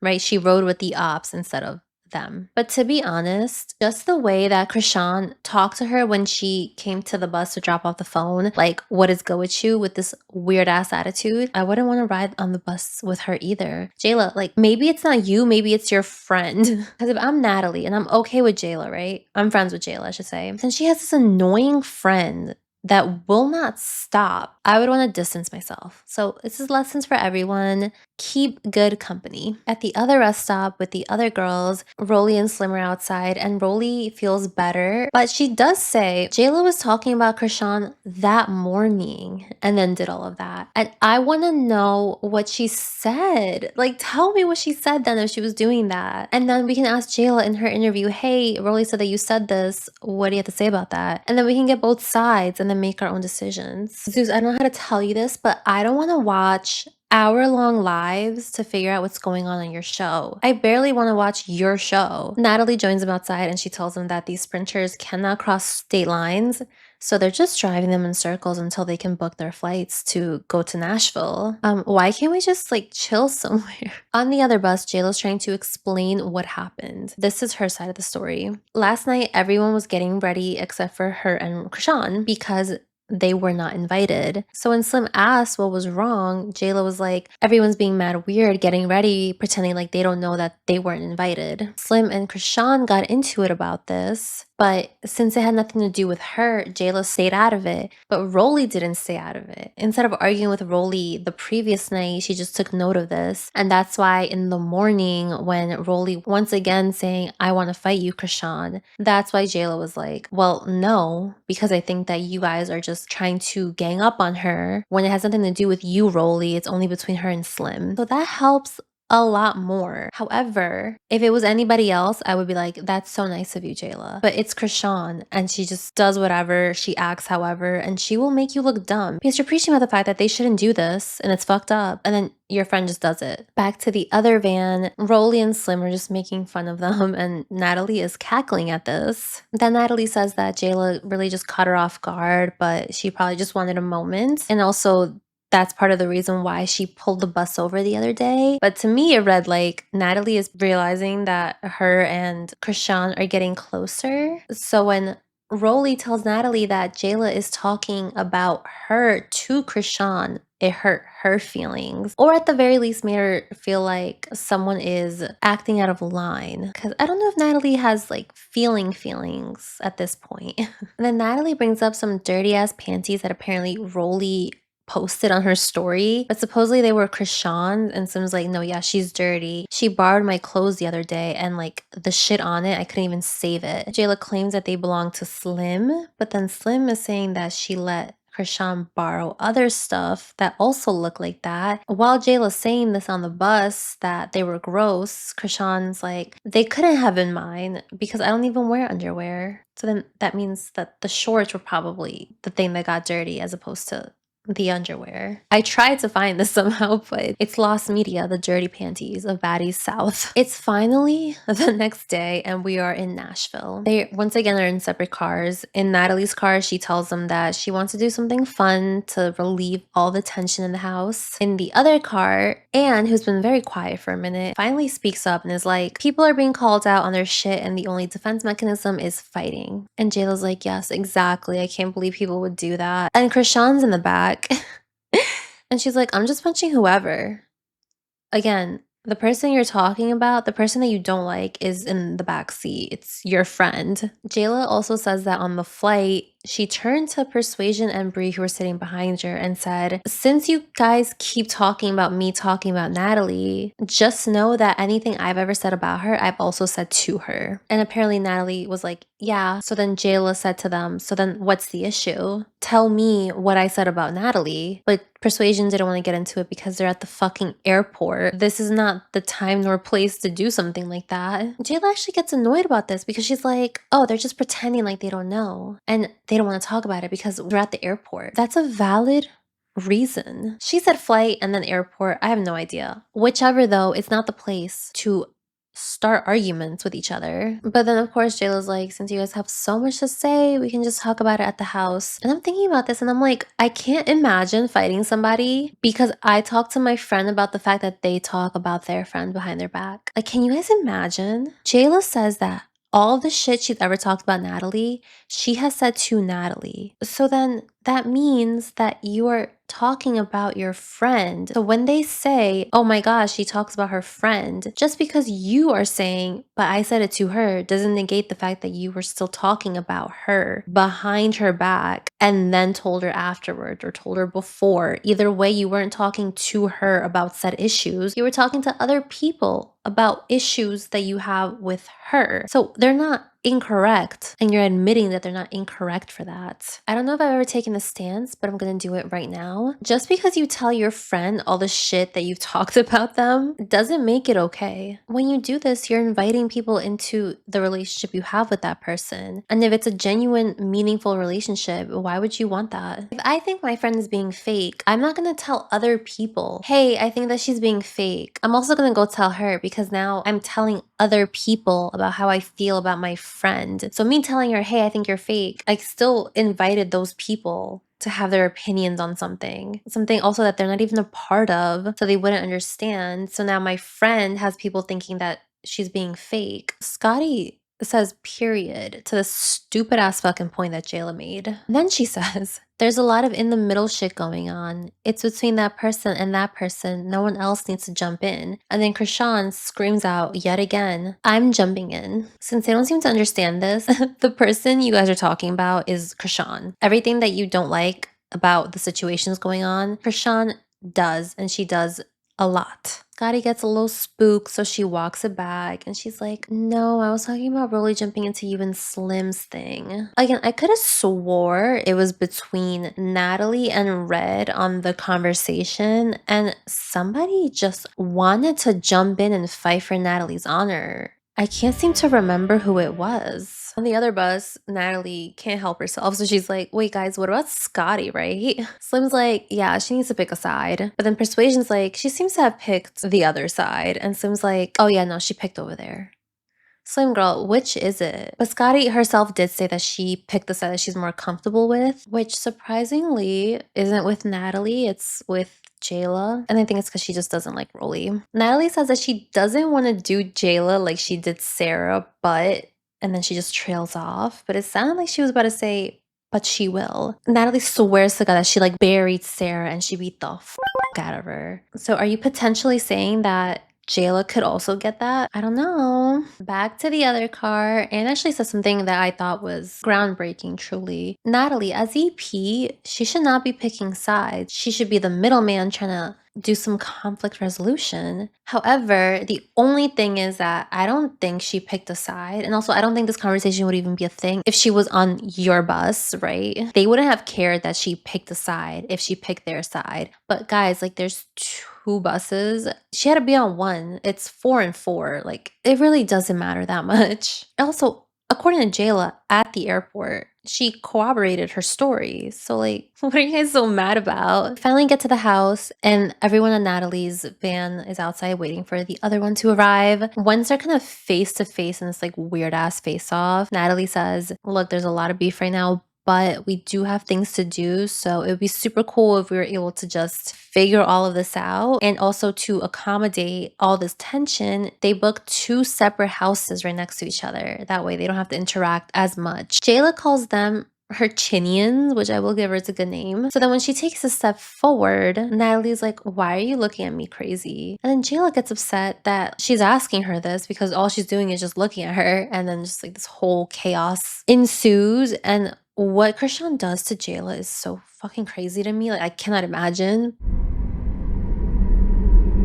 It opens with them much calmer than we saw them last episode. Jayla's like, yeah, we can split up, do something fun, and just relax. Everyone's in agreement until Jayla, for some reason, is like, yeah, you keep your dogs on a leash and I'll keep my girls in check. Obviously, this causes more drama, and also, like, what is the point of saying this? You have beef with Rolly and Slim. You have beef with Persuasion now. You have beef with Bree now. Like, why even say that? Especially because you just said that you would like to do something fun and relax. And on top of that, she was sitting there complaining because she's like, I don't want to do this if it's not worthwhile. You're making it not worthwhile because you're the one starting drama now. Natalie's like, yeah, we're just tired of all the childish stuff. And Krishan's like, it's not childish.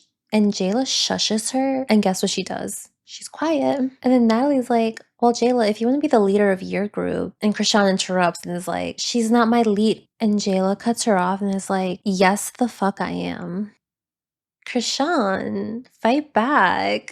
Natalie and Rolly are like, oh, that's super cute, but there's no leaders over here. We're just having a good time. So, okay, they go into their own houses, and I will say Jayla definitely got the nicer house. Jayla obviously gets the master bedroom, but then Krishan's like, well, I'm gonna share with you. And Jayla's like, yeah, I know she's gonna be sleeping with me, obviously, but like she's saying that like she had a choice. Because if she didn't want to, she would have to choose between telling Krishan no or just giving into her demands. Which one's easier? They discover that they have a jacuzzi on the roof. Krishan jumps in with her sneakers on. In the other house, Natalie tells them that she's gonna invite Jayla over so that they can have a little chat. She does say though that Jayla has been talking about her nonstop, but she just wants to squash it because she wants to make money. And I've been told you guys this, Natalie will overlook a lot if it means she's gonna get some money. Once again, she says, I'm not trying to be best friends with any of them. That includes Jayla and Scotty. But the activity that Natalie planned is a party tractor of sorts, which Bree's excited because she says that her inner white girl can come out.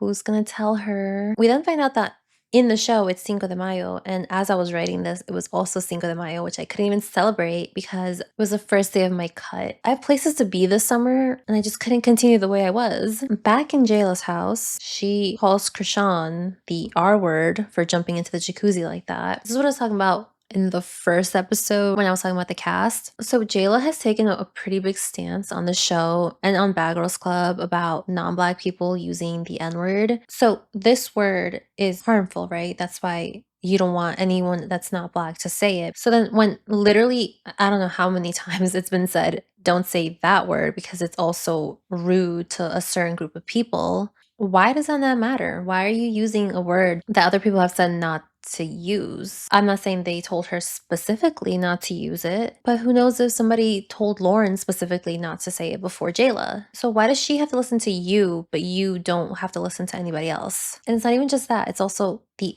F word on her Twitter that she called that man. Like her logic for that was that he came at her as a woman. There's justifications for saying a certain word, but only for you specifically. You can't have it both ways. If you don't want people to say a certain word for the reasons that you have, why are you saying other words that you shouldn't be saying? And even when people corrected her, it was like, hey, don't say that. That's when she doubled down and said that she did it because he came at her as a woman. And I saw so much discourse on this, like, we're not gonna let that group constantly disrespect women, and like you don't have to. No one's saying that you have to. I think for Jayla specifically, someone who takes a stance against words being said, I don't think it makes sense for her to then use other words that have similar issues behind them. It's just so hypocritical, and I think she's just unraveling as the days go on. Today's activity should be self-reflection. While in the living room, Jayla gets a text from Natalie asking her to come to her balcony so that they can have a conversation. Brock once again says that if any of them fight, she is too fighting, and then she puts a pacifier in her mouth, which she's been doing this whole time, and I think it's not a cute look. I get it, big baby.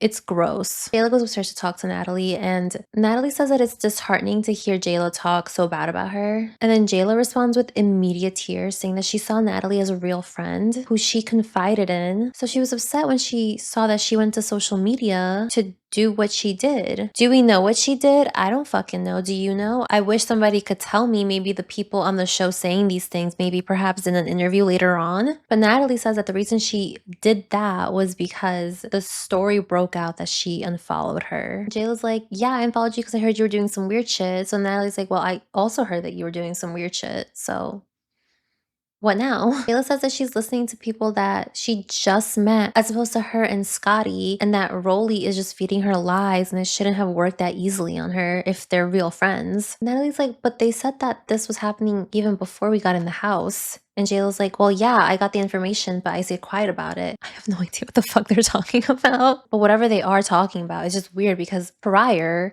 Jayla said that, of course, she's gonna tell Krishan what happened because they're friends. That's why she's not messy, because she portrayed it as, hey, I found something out about my friend. I'm going to tell my friend and let her do whatever she wants to do with that information. But now she's saying that she got information prior to getting to the house that she just stayed quiet about? Or is she saying, yeah, she also heard that Natalie was talking bad about her prior to being in the house, but she stayed quiet about it? It doesn't even fucking matter though, because they end up making up, because Natalie's like, I don't even care what was said about me, which means, okay, she expects somebody else to also not care what was said about them. Perhaps things that she said, but they shouldn't care anymore because she doesn't care. But they hug it out, so it's time to go out now. They're on the tractor, and the vibes aren't like super there because obviously they're split in half, so we'll see how it goes.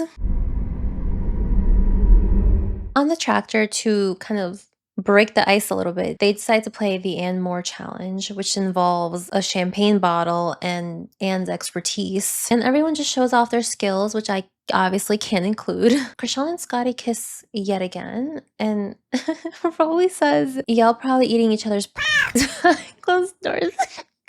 Like the way she said it's just so funny. I'm not sure about her and Krishan. I do know about her and Natalie. That's how I was introduced to Scotty, and I'll never forget it. It's like ingrained in my memory. After the ride, they realize, okay, you know, we obviously don't really love each other, but we're able to put our differences aside and host things, which means getting money for it. The next day, they have a podcast to attend to, but each of the groups were just talking about the previous night and like how weird and fake everything was. Yeah, you guys are coworkers that you have to depend on to get money. So it's unfortunate, but that's pretty much every job. Prior to the podcast, though, Rolly, Krishan, and Natalie go on a radio show to do an interview. Honestly, it's kind of boring, but the main takeaway is that Krishan and Rolly are able to sit next to each other and be professional. There's one more little detail that Krishan adds, and that's the fact that bounty hunters are after her. On the bus, she elaborates a little bit more, and she says that she missed a court date on a misdemeanor, which was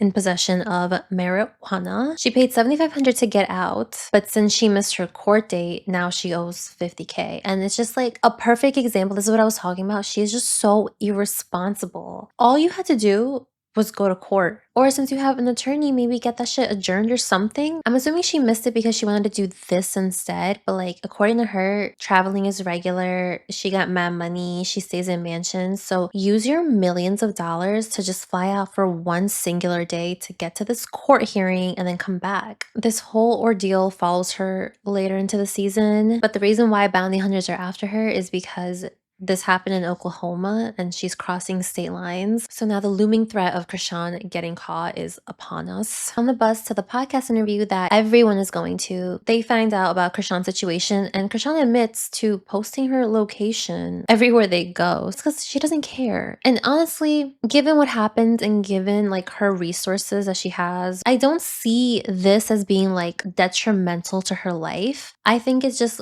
an inconvenience because she has the funds to just bail herself out. She ends up actually doing, and she's done a few more times after that. So that's why, like, for her, it's just so whatever because it's an easy fix. From the podcast, though, basically the only thing I really took from it is that Natalie just wanted to give everyone their time to shine. Sure. Once again, everyone is just professional. It's just back-to-back tests of how they're going to interact with each other. That night, it's time to go out, and Krishan is not joining them because of the bounty hunters. Now she's a little spooked. So while I was watching this, I was thinking, oh, okay, they're going out again, and we're just seeing like a montage of them slow-mo dancing in the club. Like, it's getting a little boring now. And I think that they heard me because as they're having a great time hosting this event at this club, guess who the fuck shows up? Sydney Star. I did not think we were gonna see her ever again. Natalie's on the mic and she's like, Sydney, we're on season 2, sorry. She's upset because apparently she showed up with Sarah to Atlanta, but she got 0 camera time, and that's very rare for Sydney. If she's there and she showed up with Sarah, she would have been in the shot. So I'm not sure. I'm not sure about that. Rolly says that Sydney has been DMing her trying to get their location, offering $1,000 for it. And obviously Rolly snitched because no. And while this like little confrontation is happening, Sydney is sitting there trying to make fun of Rolly, so then Rolly throws her drink on her. You gotta move a little bit more so you don't keep getting drinks thrown in your face. They all move on from Sydney so that they can continue to turn up, but you guys know if Sydney's not getting attention, she has to do whatever it takes to get it. She goes to the DJ booth and takes the mic and tries to throw shade at Rolly that she has cookies or something. Jayla snatches the mic and says that she's gonna beat her ass. Sway then takes the mic and tries to throw it at her, but I think it hits the DJ instead. Sway also says that although they'll be divided in the house, if an outsider comes in, it's everyone versus them. But to me, that just seems like, okay, you guys are just always trying to fight, like forever staticky. So the night is good. So now it's time to go to New Orleans. It's the next day and we flew here because we still don't have a bus, unfortunately. On the van, Natalie is distributing beads, but since we're in New Orleans, you have to earn them. And Sway does. Krishan is like, ew. And Jayla makes this face. Jayla, I thought you spoke up when you were talking your shit. Like, I don't think I heard a peep. But if you notice, there are 2 people missing, Rolly and Slim. Apparently something happens off camera yet again between them and Scotty. Or I should say Rolly and Scotty, but you know. Apparently, in the airport, Scotty confronted Rolly about jumping into Krishan's fight. Rolly told her to mind her business and then she left with Slim. Sway says that according to Rolly, Scotty said if they fought outside of Nashville, she would have jumped in. Scotty says, no, I never said that. All she said was that Rolly doesn't need to jump in. You know who else doesn't need to jump in? Your friend, Krishan. Scotty keeps saying that Rolly was just talking shit and saying that she was gonna beat her ass. But Bree's like, no, what made her say that though? So Scotty's like, because I said that she shouldn't have jumped into the fight. It was between Krishan and Slim, not Rolly. Interesting because now she's getting involved. So if you don't want people involved, don't get involved. So it made me think, is Scotty lying about what she actually said? So I kind of want to just store that in my mind and see if she's a Natalie 2.0. Natalie asks if they should go get them. Jayla says that she doesn't really care either way, but then they spot him in the street, so they pull over so that Natalie can try to convince them to get back on the bus. Rolly's also upset because she feels like all they've been doing is going out and fighting. Before Natalie actually gets off of the van though, she FaceTimes Scotty so that the girls on the van can hear what she's saying to Rolly, which I just thought was weird, but she does tell Rolly that she's on FaceTime with her. Either way, it's just, why are you doing that? Rolly tells Natalie that they haven't been doing anything here and that she's the one who's been starting all the shit. So she says Natalie can go back to that and be fake, but she doesn't want to be a part of it anymore. Natalie loses it just a little bit because she's like, you guys are acting like I'm involved, but I don't even know what you guys are doing. Rolly doesn't like the volume of her voice, so she walks up on her and is like, who are you yelling at? Natalie's like, I'm not mad at you. So Rolly's like, oh, okay, because I was gonna beat your ass. Which I get. She does get a little too crazy. Like in the first episode when she was just screaming, any bitch who tries her, it's over. She does drag it sometimes. Rolly then gets in her Uber and leaves, but she leaves her friend. Maybe they went back to go get her, but when Natalie gets back on the bus, it's without Slim and she's just making fun of her, chasing the Uber down. Then out of nowhere, Krishan's like, Slim is so ugly. She calls her a follower and says that she won't do anything without Rolly. Then she comes at Natalie and is like, what happened, Natalie? I thought you guys were cool. Natalie's like, I don't even know her. Oh my God, Natalie. I mean, I don't know how many times she has to say it. These are not her friends. These are her co-workers. Now, not even co-workers, now employees. Krishan's like, oh, okay, you don't know her, but you guys were friends and now you're beefing. Then in her interview, she's like, Natalie's just weird. With her, she texted her paragraphs and then blocked her, but then in her face, she's trying to be her friend. Krishan, where did you get your degree from? Because you're actually making really good points. They get to the house, and like I said, over the house tours, I'm not interested anymore. But in front of the house is their brand new Baddies bus. It's more of a party bus than a tour bus. Natalie tells them they're going out tonight, and she asks Scotty how she would feel if Rolly and Slim came along. She's like, yeah, we can do whatever. And Jayla's like, well, if they jump her, I'm jumping in. Like, okay, Jayla, we get it. Natalie, Scotty, and Krishan are in a room. Krishan is being so gross, but God forbid someone says that she's being gross because then they're picking on her. Scotty once again talks about the fact that she said what she said to Rolly and we can agree to disagree. That's it. Now it's time to go out, but before that, we have to talk our shit, obviously. Specifically about Natalie. Jayla says regardless of her personal feelings, she's still playing it cool because she wants to make money. Like, that's the reason why they're here. But someone's missing, and it's Bree. She's in her room FaceTiming Rolly, telling her to please come out with them and inviting her back to the house. Rolly's very hesitant, but she says that she doesn't really have that big of a problem with Scotty. It's really more Natalie, because she thinks that Natalie is the one instigating all the problems. As she's talking though, Slim is in the background just going meep, meep, meep. And it's just so funny because like as the season went on, her mic gets turned lower and lower and lower each episode because she's really not saying shit. But Bree says, look, you can come to the house. It's separate. They won't have to see you until we actually go out. That's the plan, right? Natalie FaceTimes Relly B from Bad Boys, which I saw a clip of the other day. And I was like, oh, we might have to tune in. Let me know if you guys want me to watch that. He seems really nice though. And this is who is going to be taking them out tonight. In the kitchen, Krishan, Natalie, and Scotty are just hanging out when Bree comes through and is like, oh, by the way, I invited Rolly and Slim.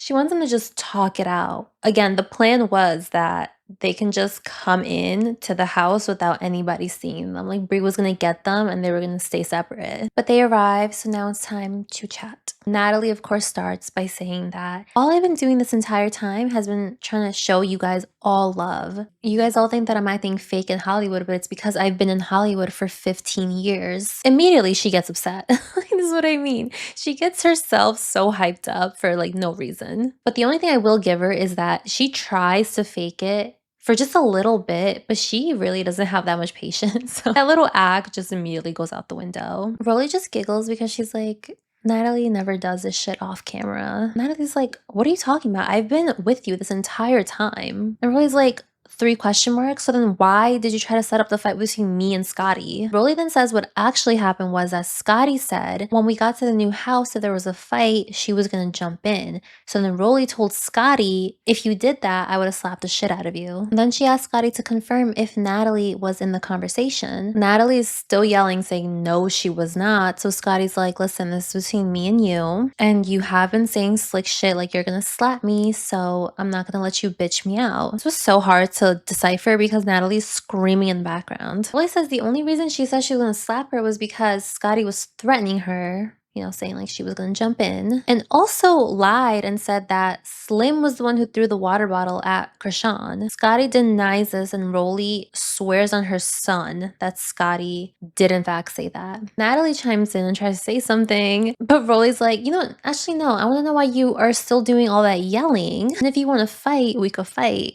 Natalie says, at the end of the day, I pulled over and tried to talk to you. What? So Rolly's like, oh, okay, but you're not gonna bring up the fact that you try to set up a fight. Rolly just feels gaslit, clearly frustrating the fuck out of her. But I do appreciate her for not letting everyone just dance around it. She keeps bringing it back to, no, Natalie, you were trying to set up the fight. But just because of the way that it happened off camera, she's not really saying what happened, which I don't get. I think if I saw somebody doing some different shit off camera versus on camera, and now we're on camera, I would say what they were doing off camera. But right now, it's kind of just like, well, you know what you said and you know what you did, but like, I don't know what was said or what was done. Rolly then calls for Natalie and is like, yeah, look at me when I'm talking to you. And Natalie doesn't handle these type of comments well, like comments that are trying to degrade her and downplay her role as the person in charge. Rolly also says that she has zero control over the situation and that she's mad for staying behind the bar. So Natalie, while standing behind the island, is like, what bar? Again, she hypes herself up, walks around the bar and tries to run up on Rolly, but she grabs her wig and kind of stumbles, and she gets bonked a few times on her head. Security jumps in pretty quick, and Slim has her arm up, and this is to try to stop Krishan from getting involved. Neither one of them actually jump in. I think Krishan was seeing if Slim was gonna jump in, and that's why she was so close. Because as I stated multiple times, Krishan cannot handle other people getting attention. So now that it's Rolly and Natalie's altercation, Krishan goes to Slim and is like, all right, cool, but then what's good with me and you? While Rolly and Natalie are still trying to kind of be separated, Krishan's like, all right, guys, all right, like, let's move on, so that she can move on to her shit. But then when it's her fighting, no one can even dare to be like, Krishan, stop, like, move on, Krishan, because she would get so upset. And as we saw when she was fighting Rolly and Slim, she kept trying to go and go and go at that fight that she was crying out of anger. Natalie thinks that she beat Rolly's ass, vice versa. Rolly is bleeding because she cut her lip on her tooth gem, but I don't see any bruises on either of them. I don't see any knots, so I think they're both fine. Natalie then throws some shit, so Rolly just throws the first shit that she sees, and it's Scotty's phone. Scotty obviously gets upset that she's throwing her shit, so then a little bit more arguing starts, and Slim just screams to stop at that situation. So then Krishan out of nowhere is like, who are you yelling at? Like, that's just such a weak attempt to try to get Slim to fight you. Krishan won't let it go. She just wants to press Slim about the issues that they had so that they could fight, and it's really fucking annoying. Natalie then goes upstairs and is like, oh, hey, dope, all the extras can leave. Thank you so much for the $500,000. She's kind of right. Because they do make her money. I don't know, they're split obviously, but she is credited as EP and creator. So the more that they do shit like this, the more attention it brings, which does get her more money. So I mean, kind of, but is it worth it? I don't know. Me personally, no. I don't want to get hit all the time. Jayla and Sway try to go into Natalie's room, and Natalie will not let them in, and then straight up tells them to shut the fuck up, which Persuasion finds funny, but it's like, that's really embarrassing. Again, I don't do rude people, so that person would never be my friend. Krishan is trying to tell security to move so that she can fight Slim. Slim obviously doesn't want to fight because it's like, why are they fighting? For what? And Krishan's like, Slim's just trying to hide behind security, but like, she has not moved. Apparently, like I said, this is because she didn't stay in her corner, but she did. She was just trying to stop the fight. Even Scotty's like, she's only doing this because other people fought, but it's because she has all the adrenaline now. Like, no, it's because she's not getting the attention, so now she wants some. Krishan just keeps calling Slim and then she's scared, and unfortunately, Slim drops this line, which makes everyone think that she's a fucking cornball. I'm gonna do it. Hold on. Okay, I'll be that bitch, cause I'm that bitch. Ya bitch. Oh Lord, Slim. If only you didn't drop that line. I feel like most people would have been like, whatever about you. Krishan says that at least Rolly can fight her own battles and she can hold her own, and Slim just can't. I mean, she didn't do much, but I could have swore Slim ran up on Krishan by herself. That was kind of bold. Bree just asks 10 if they're good and then just leaves. Like, girly pop, you invited them to this. This is where that one Krishan reaction pic is from, where she's like, I'm a big stepper. But she does not get through security, and then Slim goes outside and just crashes the out. She's like, what the fuck is her problem? Like, just because they're fighting, now she wants to fight me for no reason? Not even joking, Slim is outside for like 10 straight minutes, just crashing the out. All right, so now that that whole mess is over, it's time to go out. And these mini montages, like I mentioned, are one, horrible lighting, but two, like, what even are they doing? Anna's getting ready, butt ass naked. I appreciate, obviously, a good body. Who doesn't? They're filmed for the male gaze, and I'm just like, do you guys not even know your audience? It's me watching, and I'm just like, on the party bus, Natalie asked Bree, why did you invite them? And Bree's like, because I'm cool with them. Jayla has the nerve to be like, why do you want to stick up for them so bad? When last episode, you were saying that you were just indifferent towards them. And also, why the fuck does that matter to you? She tries to say, like, I'm such a leader. It's a very follower mentality to have, girl. Also bold of you to say when you constantly stick up for the biggest brat on this show. We finally get to the spot, and Rolly and Slim also pull up, so it's like a little awkward, but they're on the balcony throwing beads. They head to the streets and are giving away those beads without any issue. I find it so funny that they blur their faces but not their Relly finally pulls up and says that it's time for shots. Dare I say it's baddie shot o'clock? Guys, it is. And guess what? You can clearly see it was Bree who came up with it. There's some drama involving this down the line. Apparently, Natalie's trying to say that Bree didn't come up with it and it's just part of the show. But even Krishan turns around in amazement because it was a good line. And it's just kind of like their little tagline when they're taking shots. I think it's so cute. But I'm assuming because Bree isn't part of the show later on, she doesn't want to give credit to something that's so big on the show. Like, Natalie, it's okay to give the early cast members credit, especially when there's video evidence of her being the one who came up with it. Guys, they're walking down Bourbon Street, and Persuasion,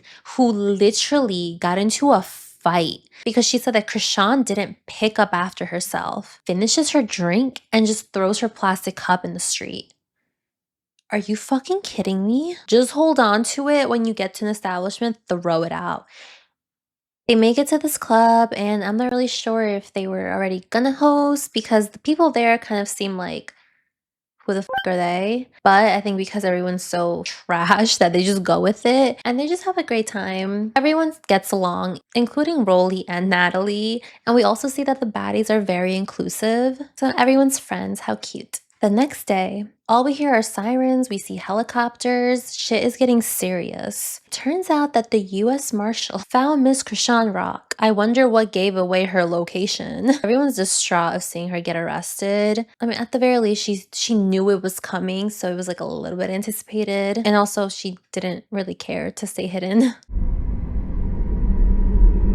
They take Krishan. Like I said, everyone is just upset just because of the way she was arrested. There were 4 men arresting her. They threw a towel over her head, and also they saw one of them kind of like touching their gun. So it was very dramatic. Krishan wasn't trying to run away or anything like that. So someone in that position of authority doing too much is like definitely more scary. She was anticipating this, so now she's able to take care of this problem that has been following her throughout this entire season. The baddie sadness doesn't last super long because they're on their way to the last city, which is Houston. After a day of driving, they finally make it to the house, which is apparently haunted. I would have loved that for them. Then Bree's like, it's looking like some plantation owner statues over there. So that's a different type of evil. And then Bree joins Sway on the balcony, and they're all excited that it's the last city and everyone is finally coming together to have fun. Anne mentions that Sydney hit her up trying to pay her to get their location. Plan for tonight is to go to Anthony's birthday party. Anthony is also from Bad Boys. And after that, a little strip club, which Sway is going to be performing at. Slim and Scotty also have their own conversation. Slim is trying to get Scotty to talk about like all the situation that's been happening,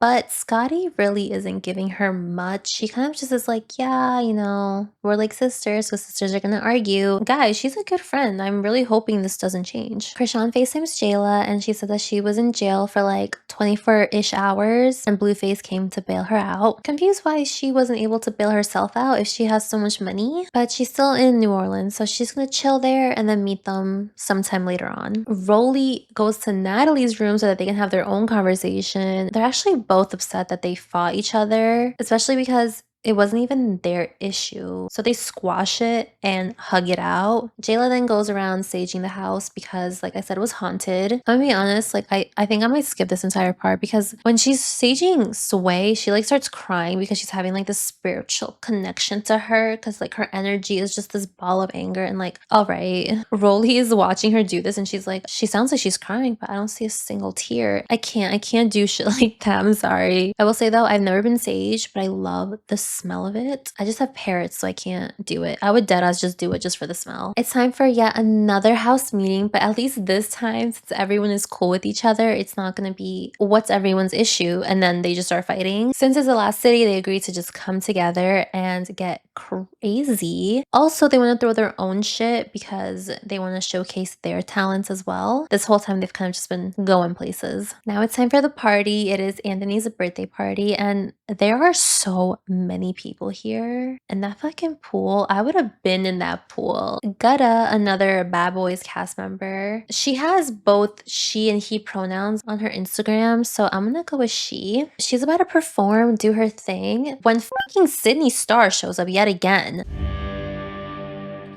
Oh my god. Not only did she just show up when she wasn't invited, she steals the mic and starts talking shit. One of the announcers just snatches that and then drinks start getting thrown at her. Like, Sydney girl, this is not worth it. What are you even saying? Absolutely no one at any point, like I said on her season, nobody gives her a reaction and it's so fucking embarrassing. Because of Sydney's antics, Gutta is obviously upset and just doesn't want to perform. But the entire party is hyping her up, which I thought was so cute. Everyone's just so supportive. So she comes back out and she does perform. Up next is Cash Doll. I'm sorry. But I think I spotted a lemon in the crowd. It's finally time to go and they go to their bus. While they're on it, they hear that some fans want to get on the bus too, so Natalie's just like, fuck it, let them on the bus. Natalie, that's so crazy. Please never do that again. The bus is packed and Rolly's sitting there high as so she's overstimulated. But honestly, same, I don't know any of y'all. You know who can't get on the bus though? Sydney Star. She got kicked out of the party and was just waiting outside and is like demanding to be on the bus because she was a baddie on season 1. Natalie's like, you know what, fine. She gets off of the bus and goes to talk to her, but Sydney kind of walks up on her and is like, what's up, Natalie? So Sway, seeing this, snatches her and just drags her to the ground. Sydney has stated that she will not fight any women because she doesn't want the backlash. So she pretty much just lets herself get swung around. After this, Natalie's like, okay, no, we can just talk. Let's talk. She tells her that she's been doing the absolute most following them around. And Sydney's just upset that she got kicked out of the club. She says, how do you think I feel? I wanted this. I wanted to go on tour. And I don't know how I'm supposed to tell a grown-ass adult. Sometimes you want things and they just don't happen. And you have to learn to be an adult about it and move on from it. Jayla's like, girl, we're almost done filming. Which, like, yeah, even if they let you on, you have zero storyline, you have zero contract, so you're not even gonna get the bag. You're just gonna be in the background doing nothing. Sydney says that she did her just like she did Judy, which apparently her and Judy now have problems. But then Sway, hearing all this, just makes fun of Sydney, and Sydney's like, okay, Sway, what's up?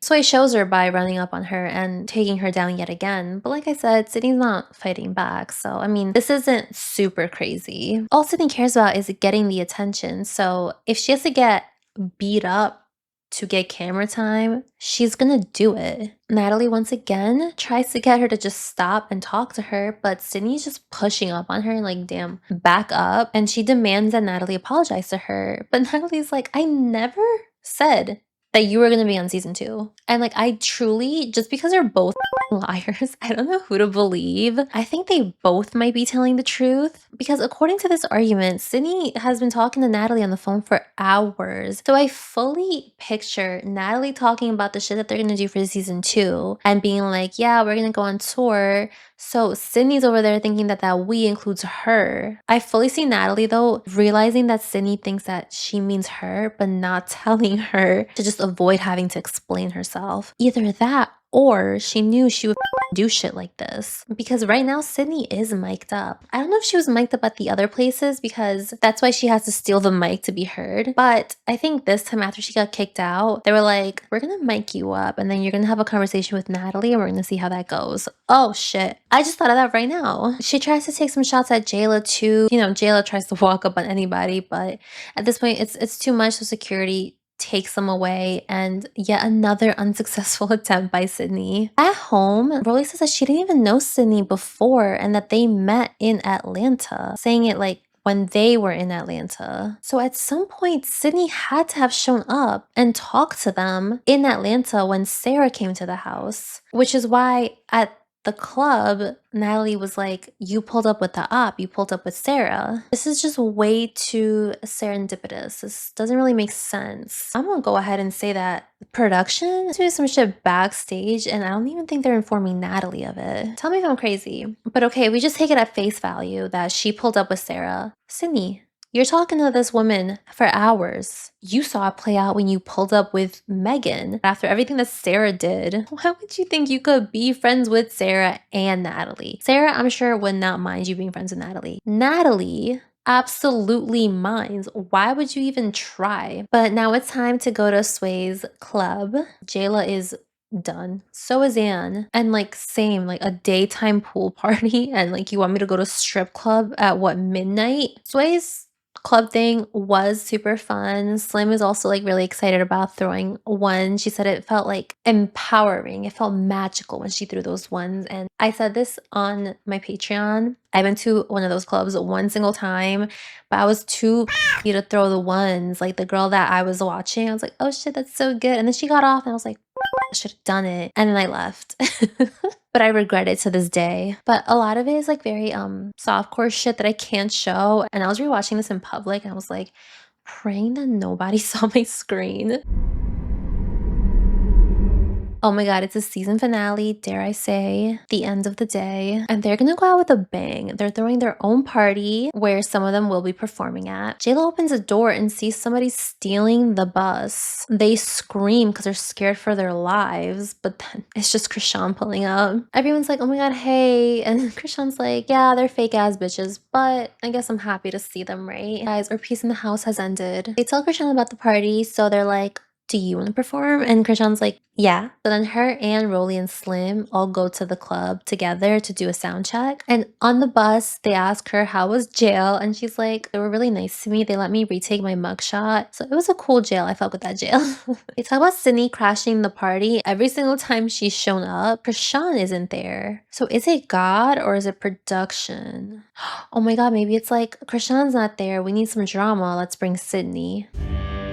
I feel like I'm uncovering something. They tell her that Persuasion beat her up, and Krishan's like, how? So then they tell her, like, Sydney's not really fighting back. So she's like, oh, okay. She just wanted to redeem herself because of the first episode with somebody that she knew wasn't gonna fight back. At soundcheck, Krishan sobs over her song, and it is an emotional song, but I don't know if it's like for a club. Also, one of the lyrics is last person I'm thinking of is myself. Yeah, girl, this entire season has been a perfect example of that. Back at home, Jayla is making Scotty an outfit for tonight, and I mistakenly thought this was just a Fashion Nova fit. I deadass had a shirt made of that same material, so that's why. Jayla has been making her outfits this entire season, but again, like I said, her page is just kind of non-existent. Maybe she rebranded, she has a different page, I'm not sure. I don't know if she would just throw away years of building up this brand. Now it's time for the club and everyone looks so good. And do you see this lighting? That's some good ass fucking lighting. They all look good. And oh my god, Janelle is here too. I miss your level-headedness so much, you have no idea. But this is a whole ass event. Like, it's on the sign. Blueface is here yet again, and yet again looks absolutely miserable. But after some drinks, it's time for them to perform. Aang goes up first, and her song is really cute. I liked it. I'm gonna try to see if I can get her on my profile. Up next is Krishan, and high key, she just killed the vibe for me. I think she had another song she was gonna do called like It's a Vibe or something, but she chose this one because it's more impactful to her, which I get, but you're at a club, play the more lit song. Also, I could barely hear her when she was singing it, and then she like takes the mic away from her mouth to do the hard thing, and the song just keeps playing because she's just lip singing. What's the point?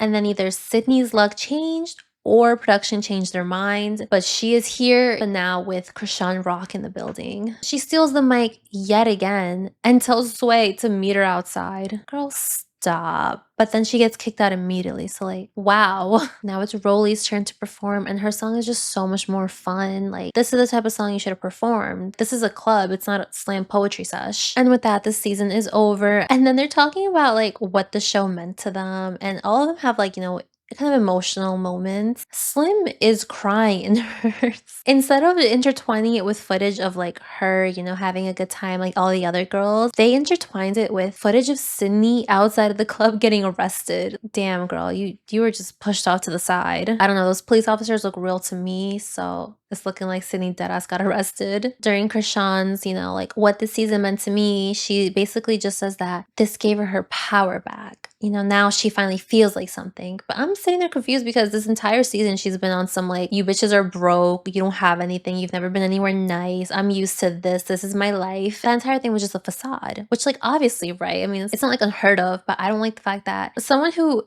is this emotional about the shit that she's going through is just constantly belittling everyone else around her. They couldn't be excited about staying in the mansion because what? Because according to Krishan, it wasn't even that nice and it's regular to her. I think I'm just really at my wit's end with her. Also hilarious that she's sitting there saying like Scotty wasn't being humble. Meanwhile, she is not humble in the slightest. When she's telling us right now that she should be. I would say the universe humbled her, but it really didn't because she didn't learn any lessons from anything that's happened since this show. Natalie says that Baddies season 2 did what it needed to do, and I agree, it's so much better than the first one. Time for the reunion. This reunion took me a fat ass minute to get through because I didn't want to rewatch it. Finally, I finished rewatching it and oh my god. Everyone arrives and they get into their glam. Once again, why do they do Natalie like this? But now it's time for some shit talking. Rolly's upset that people were confessional gangsters this whole season, but then on and off camera, they were different. She says that she's gonna air it all out, so I can't wait. They talk about some live that Natalie and Scotty did, which I could not find. But because of this live, Broly doesn't even want to talk to Scotty. They didn't really end on like bestie terms, you know? Natalie meanwhile says that Broly and Slim don't fit in with the rest of the baddies, so that's why they're so mad. They're mad that they are friends in real life, whereas she doesn't even think that Broly and Slim are actually friends. She says that it's looking like she needs to find 2 replacements for season 3. I wasn't sure, but maybe during this time they were thinking, let's do Jersey Shore style and just keep the same cast, which obviously was scrapped because in later seasons, some do come back, but there's a few new girls every single season, though. She's mostly upset that they just don't treat her like the person in charge, which they don't. With Jayla and Krishan, there was some drama involving Jayla and Natalie. Jayla says that people have been going around saying that Jayla's been talking shit, but she doesn't even finish her sentence when Krishan cuts her off and is like, Natalie will take what I'm going through and make it her own narrative about how she felt about Jayla. She calls Natalie weird and that she's just way too much of a producer who's always trying to start shit for the show. And also that Natalie can just fight her if she wants.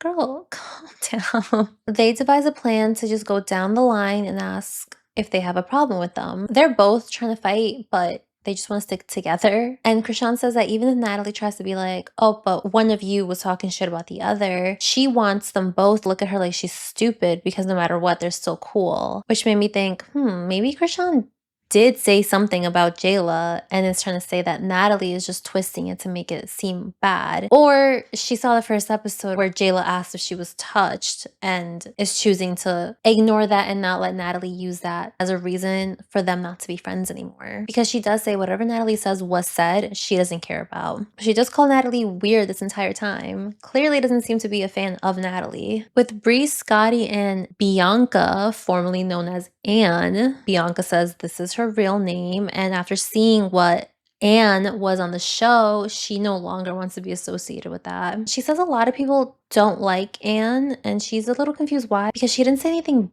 bad about anyone, and like, girl, you acted ridiculous in the beginning. Definitely tone down. Bree's like, I mean, you try to call me out on my shit, but Bianca's like, I did, but I also called up everyone and apologized for whatever I did. So you did something. If you didn't do anything or didn't say anything, why would you be apologizing? And also, I'm not really sure if she's talking about like the people on the show not liking Anne or the people watching not liking Anne. If she is talking about the general public, I will say personally, she was not my favorite. But also, how am I supposed to know that you called everyone up and apologized? Which apparently wasn't even that genuine because Scotty is saying that she feels some type of way about what was said. Scotty says that if Jayla was in fact talking about you and Natalie's family, you should have just left me out of it instead of throwing me under the bus. No clue what the fuck she's talking about, obviously. Bianca seems a little gobsmacked and says, well, what do you have against that? So Scotty says, I just feel like you didn't have to say anything about me. And Anne jumps out a little bit because she's like, well, I said what I wanted to say. Like, you just said you didn't say anything bad about anybody. What is with this attitude? Scotty's like, you just hurt my feelings. That's it. And Anne is like, okay, what's next? Like, clearly doesn't give a shit about her or what she said or that it hurt her feelings. She takes everything that isn't agreeing with her as an attack to her. Scotty's saying this in the nicest way possible. Hey, I didn't love what you said about me. It hurt my feelings. And Anne's over here like, okay, well, what do you want to do about it? If you don't like the way you were portrayed on the show, maybe stop acting the exact same way. Nothing else comes from Anne except if anybody fights, even if it's not involving me, I'm walking off the stage. The hosts for this reunion are Janisha, aka Lady Lemon. I feel so bad for her given what happens down the line. That's just embarrassing whether she cares or not. I'm embarrassed for you. The other host is Trina, and I'm so sorry I cannot say that I've listened knowingly to any of her music. They're preparing for this chaos. They know it's going to be a lot because they're rewatching all the drama and maybe new emotions are going to come out. They're just hoping that they act like adults. Did you watch the season? It's time to start. Janisha opens and they're very excited to host. Trina says most of them don't have bad bitch energy, but she does have a favorite and you guys are fucking ready. Trina defines a baddie as someone who holds it down for themselves, someone who knows their worth and they're more into getting the bag than getting into drama. Janisha's like, yeah, most of them wanted to get to the bag. And Trina's like, did they though? Did they not attend every single event that they were supposed to attend? Like, what event was not attended to because they were fighting too much? I feel like this entire season was like, you know what, they fight at home, but they also care about the money, so they're gonna be professional and go to the events they need to go to. So like, what are you talking about? Time to bring the baddies out, and oh my god, imagine it was that simple. They start arguing and it's mostly Slim and Natalie. Slim keeps calling Natalie fat. You're part of a duo called 10 because the 0 is a big girl, so look at the host though. Slim is throwing shit. Krishan is being a child and just standing on the countertop. She cannot handle attention not being on her. It's insane. But not only that, Blueface is also here, so you know she has to show out a little bit for her man. Natalie goes to put on this specific jacket and then she kind of like talks shit to Krishan about Slim like in a fun way. Like, you know how she just be getting in people's faces like talking about another person, but like the energy she's giving this person is as if she's mad at them. And I'm sitting there like, Krishan is giggling, but she doesn't even like Natalie. She's not really the type to just be like okay with somebody in her face like that. Rolly and Slim go out on stage and apparently Natalie threw some juice at them. And then there's just like this disturbance, and we find out that it's Sydney Star outside of the studio, and Janisha's like, oh shit, this is the same studio we used last time. She probably just remembers it. But again, guys, she's mic'd this time. I don't know about how coincidental it is. It is also Sydney though, that's why I'm so torn. Outside though, Sydney's saying that Natalie said that she could have a seat at the reunion. The security guard's like, I already told you have to leave. And Sydney doesn't care, but like you should, because this guy's like, at this point, you're trespassing. She shows the security guard her plane ticket and is like, you see, I got this myself. Girly pop. If Natalie told you, yeah, come to the reunion, why would she not pay for your flight there? Isn't you paying for your own ticket more proof that you were not invited? She seems to think that just because she went through all the effort of coming here that she should just be let in, and assuming what is happening is actually happening, that she just showed up, then no, you don't deserve anything. But then inside, Natalie finds out that Sydney is here and she says let her in. She can have Scotty's check since she didn't show up. Scotty is here. So okay, she seems okay with her being there, but then when she goes outside, she's like, Sydney, what's up? Like on some trying to fight her. That's why I can't believe this. The security guard is so tired of Sydney. She just keeps saying that she's tired of Natalie lying. And like, okay, so she lied to you. She embarrassed the out of you. Like, girl, just go home. Back inside, they finally let them on stage and everybody's dressed different. Like some of them have dresses out, they look cute, but then others have on like jean shorts and a bandeau top, or like athletic wear, a t-shirt. But can someone please let me know why the Brie came in her fighting clothes and her fighting braids when she didn't have a problem with anybody at the last episode? Krishan tells the host, so sorry about all of this, like this fake ass respect shit. You don't give a you're more upset that it's digging into your time. She states many times that she's tired. She just wants to get this over with so that she can go home. She also says that she's drunk, so that explains a lot of her behavior, but it's so fucking annoying, guys. Natalie walks in and instantly starts beefing with Slim. The hosts are able to calm it down and try to do their intros, but Krishan will not stop interrupting. Like when they introduce Scotty, she's like, why is she sitting all the way over there? Why can't she just sit next to me? And the host has to treat her like a little kid and is like, can you please just let me get through the intros? She's an adult. Kick her off so she learns her lesson. They show them a recap of the entire season, and no joke, you could just watch this and you watch the season. The fight section starts to play and Rolly says, look at that I wasn't sure if she meant like her or like someone's being a we see what the screen stopped on and it's just her. So I think she was dead ass talking about like her own but Natalie heard it and was like, who's So she gets up and I know she regrets that damn jacket because she tries to like take it off and kick Rolly. But as she puts her foot back down, she slips on the fucking jacket and stumbles a bit, and Rolly is able to get leverage on her. And I was giving Rolly a little bit too much credit because I'm like, damn girl, the only person that ever like actually physically hurt Natalie. I did notice that Slim got up, but rewatching it, I noticed that she did get a few hits in. And because of this, Scotty tries to get up too, but she can't really get through. And Krishan also gets up and is like, why are you jumping? Why are you jumping? And starts trying to hit Slim. I can't really tell if she did though, but I don't know why were you jumping? Maybe the same reason. If it's the same exact reason as your reason, is that fine? All right, now that the fight has been broken up, there's just so much going on. On the left side, Natalie is trying to get at Slim for jumping in. In the middle, Krishan is just yapping. And on the right, Scotty and Rolly are arguing because Rolly's like, why did you get up? Rolly then tries to run back to Natalie, but isn't able to get through. So Natalie kind of just plays it cool for a little bit, looks to her left and notices that Slim is not paying attention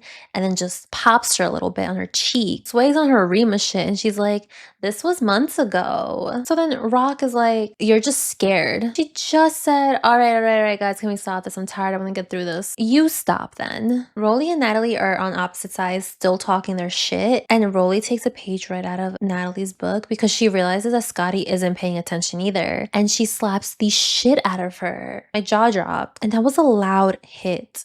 Scotty tries so hard to get her. Like, I've never seen somebody so determined to fight. But someone explained this to me. Scotty takes off her sneakers to be barefoot to fight. I know, like, why are you taking your socks off? You're wearing sneakers, girl. Why would you take off your sneakers to fight barefoot? Krishan, although she will not shut up, she does point out Natalie's eye and yo, her eye looks crazy. But again, I don't know who actually did it. I don't know if it was Slim or Rolly. Security's trying so hard to pay attention to everybody, but they just can't. There's so much going on, and Scotty is able to slip away, and she like jumps 10 feet in the air to kick Rolly. Good for you, Scotty. Now, you guys laugh for no reason. You got your lick back.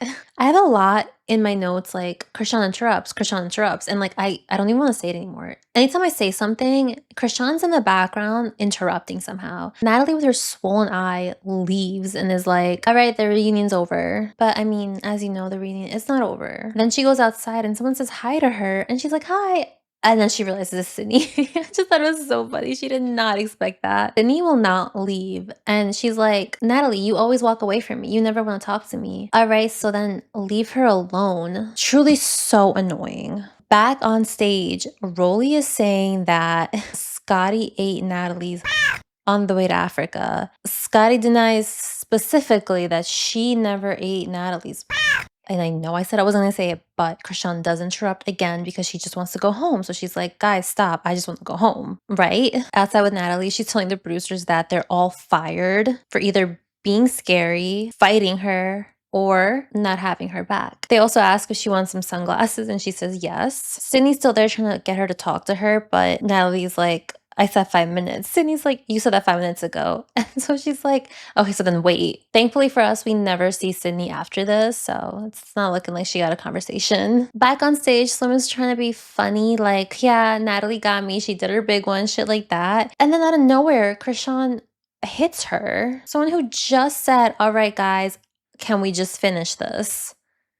Krishan loses her wig, which was so cute. I actually really liked her look. And Slim loses a lash. But she does take this like a champ. Krishan goes off stage and she is upset because her chain broke while fighting. She wants to go back out to fight her again. But Jayla's like, just take your chain off before you go back out there. And she just won't listen. She says that everybody's just doing the most for cameras. And also that they can't conduct this shit. But it's like, you're not helping in any type of way. So how could they? Janisha asks Rolly and Slim, who are still on stage, what happened. And Rolly says that Natalie was yelling to give people space when they come out so that they're not on top of each other. So Slim was like, all right, we get it. And immediately Natalie was like, shut the fuck up, bitch. And then she threw her juice and it landed on a few people. Rolly says that Natalie just wants ratings and she will get beat up for ratings. And like, yeah, I told you guys, money is very important to Natalie. It's been important. That's been her whole thing since we met her. Janisha asked the rest of the people on stage how their experience with the show was. Slim is talking about how positive it was when Krishan walks back on stage and runs up on her again.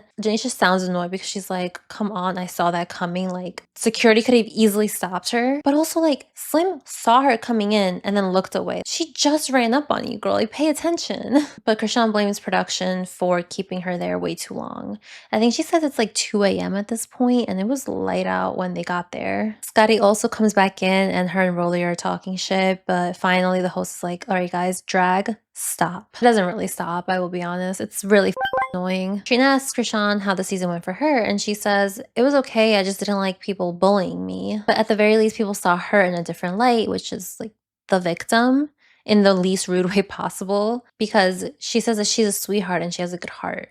You just hit Slim twice. Jumping was the initial issue when you jumped Rolly. I've been saying this entire video, like, why is it okay for you, but not anybody else? But then when she's talking about them calling her dirty, she starts tearing up because she genuinely felt bullied by them. And I think it's just because like everyone laughed, and when she was like, how are you guys gonna do that? Even Jayla was like, it's just a joke. That shit hurt her feelings because she will not let it go this entire reunion. She says that she came into the show very kumbaya, trying to be friends with everybody. And the first person she should have slapped was Natalie for taking out her headphone. But then she thanks Jayla for being there for her because she was going through a lot of like mental shit. And if it wasn't for Jayla, she would have been all alone and probably not been able to deal with it very well. But while she's saying this, she's like, I would never do that to anybody. unless they deserved it. So it's like, why do you get to decide who deserves it or not? Like, what if they thought you deserved it? Then what? I will give her the fact that she's drunk. This message takes her a really long time to get through. So maybe she's just kind of misspeaking. Maybe she's trying to say, like, if I see someone rude, I'm gonna bully the fuck out of them because they deserve it. But just the way she's saying it, I just don't like that she always has an excuse for herself, but doesn't give anybody else any type of grace. They try to ask Sway how she feels about what Krishan just said, and Krishan will not let her finish the question before interrupting. Sway starts to talk again, and then Krishan's just like, no, it's not genuine. So Janisha's like, you have to let people talk. And she's like, all right, right. And then Sway tries to talk yet again, and she interrupts her again. Finally, after a minute, Sway gets to answer, and she says that she did tell Krishan off camera that she needs to start cleaning up after herself, but that she brushed her off. Krishan's like, you're lying. She just wants camera time. This shit's annoying. I'm gonna beat her up because she just wants camera time. So Sway is obviously frustrated because she can't speak, so she walks off, and then Krishan just calls her for that. These hosts have to literally explain to this grown-up how a conversation works. They're like, you may not want to hear it, but we have to let her speak just like we let you speak. She just is a brat and doesn't want to listen. Krishan says yet again that she was just bullied the whole time, but then goes around and says Jayla was cool, Scotty was cool, Bree never gave her any problems, Anne had her moments but eventually was fine, Rolly was cool, she just hangs out with the weirdo. So sure, you can make the argument that Sway tried to pick on you, but like to feel like you were bullied the entire time is crazy. Rolly straight up tells Krishan, I wasn't there to make friends, so we're not gonna have a friendship after a few weeks. Thank you. For someone so worried about everything being fake and for TV, you really think you're gonna have a genuine friendship? Backstage, Natalie put on the sunglasses and she says that 20,000 people are in her email wanting to be on Baddies. I can totally see this because as the show goes on, the applicants get hungrier and hungrier for that spot. She says, open the door to my set so I can hear what the is going on. Respectfully. She hears Rolly talking, so she's like, get her the off my stage. She makes so many demands this reunion that go unheard. Nobody listens to her. They literally are like, okay, we're gonna mic you up. She's like, no, I don't want to be mic'd up. And they're like, get mic'd up.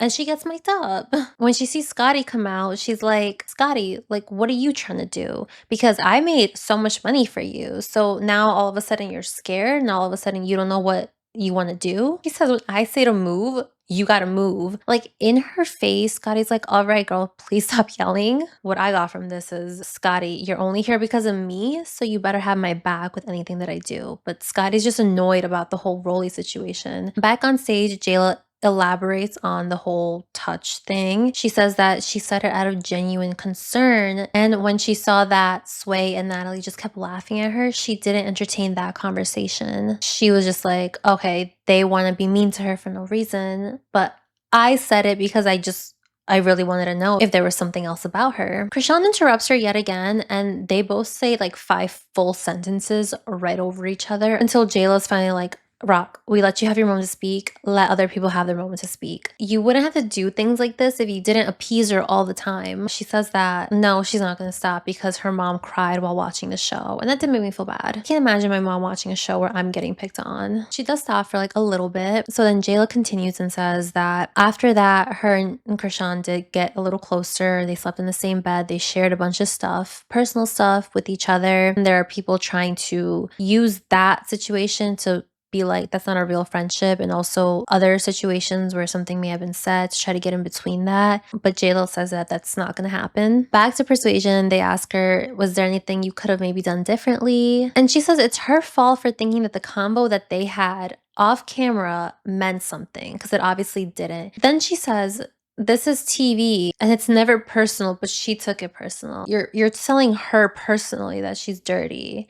Well, not necessarily dirty, right? Because she said, nobody said you were dirty. I think she just used that word incorrectly because she was like, oh, there's plenty of beds you could dirty up. But if the problem was that she doesn't pick up after herself, that's messy. So she could have been like, a bunch of beds that you can mess up. Maybe that would have been a little bit better. It's not even that. Janisha's like, okay, but you do know that you said that you slept with her man. And so he's like, yeah, I shouldn't have said that, but I was upset, so I was just trying to hurt her. While they're having this conversation, Natalie and Scotty come back on. So Krishan sees this distraction, gets up calmly, like Michael fucking Myers, and just runs up on her yet again. That's 3 times she's ran up on someone so far. At the very least, this time, Sway kind of was able to see her do it, get up, but she steps on her dress and just falls backwards kind of far.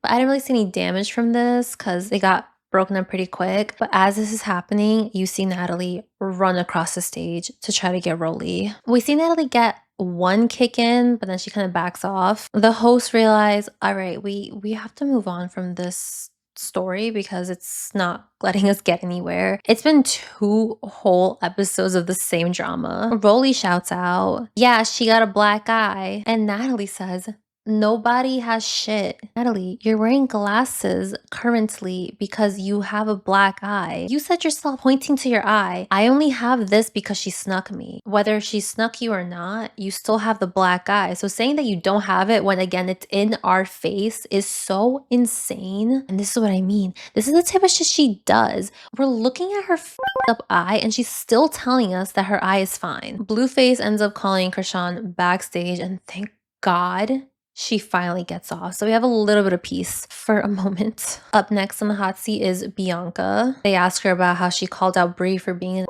Bianca admits, yeah, I was wrong for that, but this is my first time on TV, so I'm such a cloud chaser. I was trying to figure out how to cloud chase, but within the TV space, and I don't know how to navigate that, so I was just saying whatever, basically. Brie says that there's no bad blood between them, but as she's talking about it, she is crying because it just brought up the same emotions again. The whole time while they're talking about the Brie and Bianca situation, Sway keeps making weird ass comments and like giggling the whole time. So Janisha's like, since they're opening up about their issues, can we talk about you and your cancer scare? Just then, Krishan comes out and they play the clip of Sway telling them about her scare.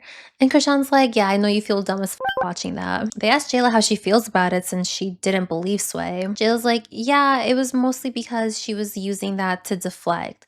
Rather than being like, Krishan, I'm sorry for what I did, she was trying to say, I'm sorry that I did that, but it's because of this. So he's like, no, I got the call that day. I found out that day. But Jayla's like, no, but you were still fucking with Krishan since day 1. But I don't really understand that. Because Persuasion was saying that, yeah, she found out that day. That's why she was trying to move past it. But she also just found out, so she wanted to tell people. I don't think you guys understand how many times I have to listen to these conversations because everyone's talking over each other, mostly Krishan interrupting. Again, they're mic'd up. Isolate their conversation so that people can hear it. As they're talking, Krishan throws a pillow. Doesn't land though. Trina once again tells Jayla, like, but no, you didn't believe her when she was talking about it. And Jayla's like, no, I did believe her, but I could have swore she didn't.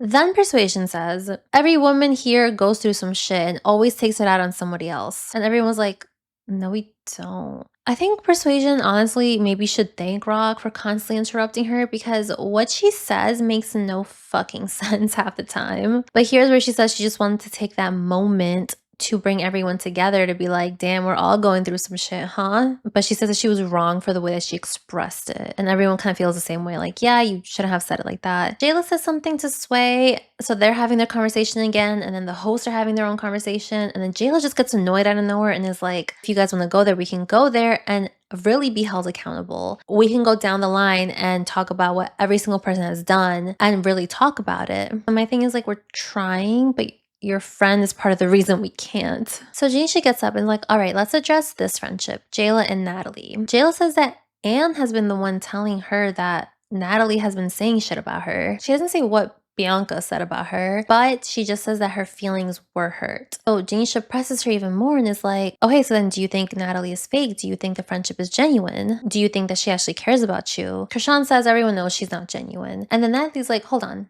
I do genuinely care about Jayla. And then Rolly and Bianca just scoff, and Bianca literally gets off of the stage and is like, no, I'm not gonna listen to her just lie about it. She says that she could air Natalie the out and do it. I want to know what you guys are talking about. Natalie kind of says the same thing and is like, you're the one sitting there in Miami talking shit about Jayla, so I could also air you out. Bianca's over it. She demands her mic be taken off and she leaves, and she deadass actually leaves. Like, we don't see her again. Natalie ends up leaving too and is like, all right, it's over. Shut this shit down. Once again, nobody listens to her. Once Natalie leaves, Rolly's like, Natalie's the one telling me about the whole on the way to Africa thing. And Scotty's like, it's not true. So Rolly's like, so then why is your friend saying it? Scotty doesn't understand. And she just keeps saying, well, whatever she said just isn't true. But can we talk about the root issue? Why is your friend saying anything about you like that, whether it's true or not? If she's lying about you, why is she lying about you? If she's not lying, why is she telling your business? Rolly then says, actually, Natalie said that she had relations with all of you. And Jayla's like, I'm too straight for that. Then Trina cuts in and is like, none of you guys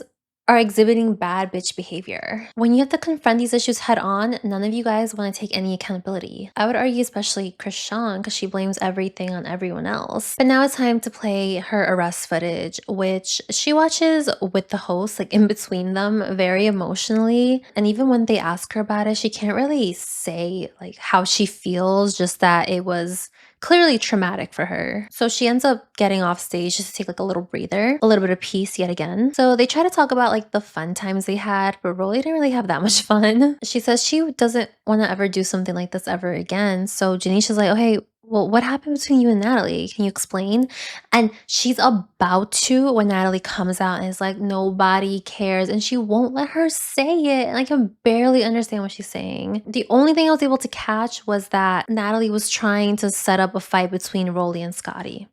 That's it, but we already knew that. Then Trina goes on this weird ass rant about how nobody here is friends, they're just coworkers who just treat it like a job, which yeah, that's not the weird part. But then she says, women are catty, insecure, jealous, and envious. Her favorite was Krishan Rock. So I mean, is this shocking? Is it shocking that somebody who has Krishan Rock as their favorite on the season says some stupid shit like this? After this, I'm not even joking, I didn't give a fuck about anything she had to say. Like, it had zero substance to me because I cannot stand a woman who's a self-hate. Like, you hate women that bad?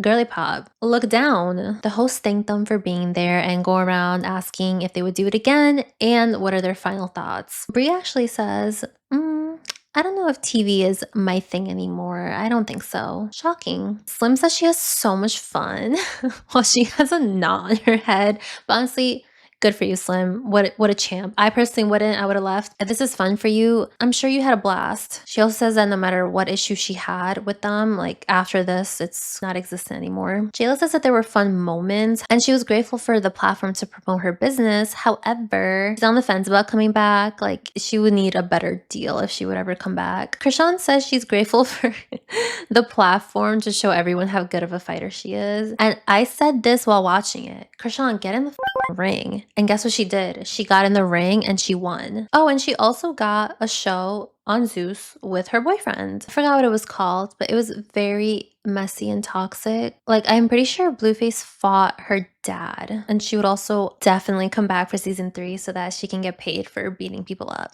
Broly says absolutely the not. She has way too much talent, and she can't be on a show where she can't showcase any of it, but she does drop some news, even though Natalie's over here talking shit like nobody cares about her, nobody this, nobody that. Zeus offered her her own show. Natalie doesn't really have much to say. Krishan asks her why she has glasses on. Is there something on your eye? And she pulls them down and is like, no, I can't wink, sorry. But her eyes like literally like this. And she's like, no. She's such a fucking liar.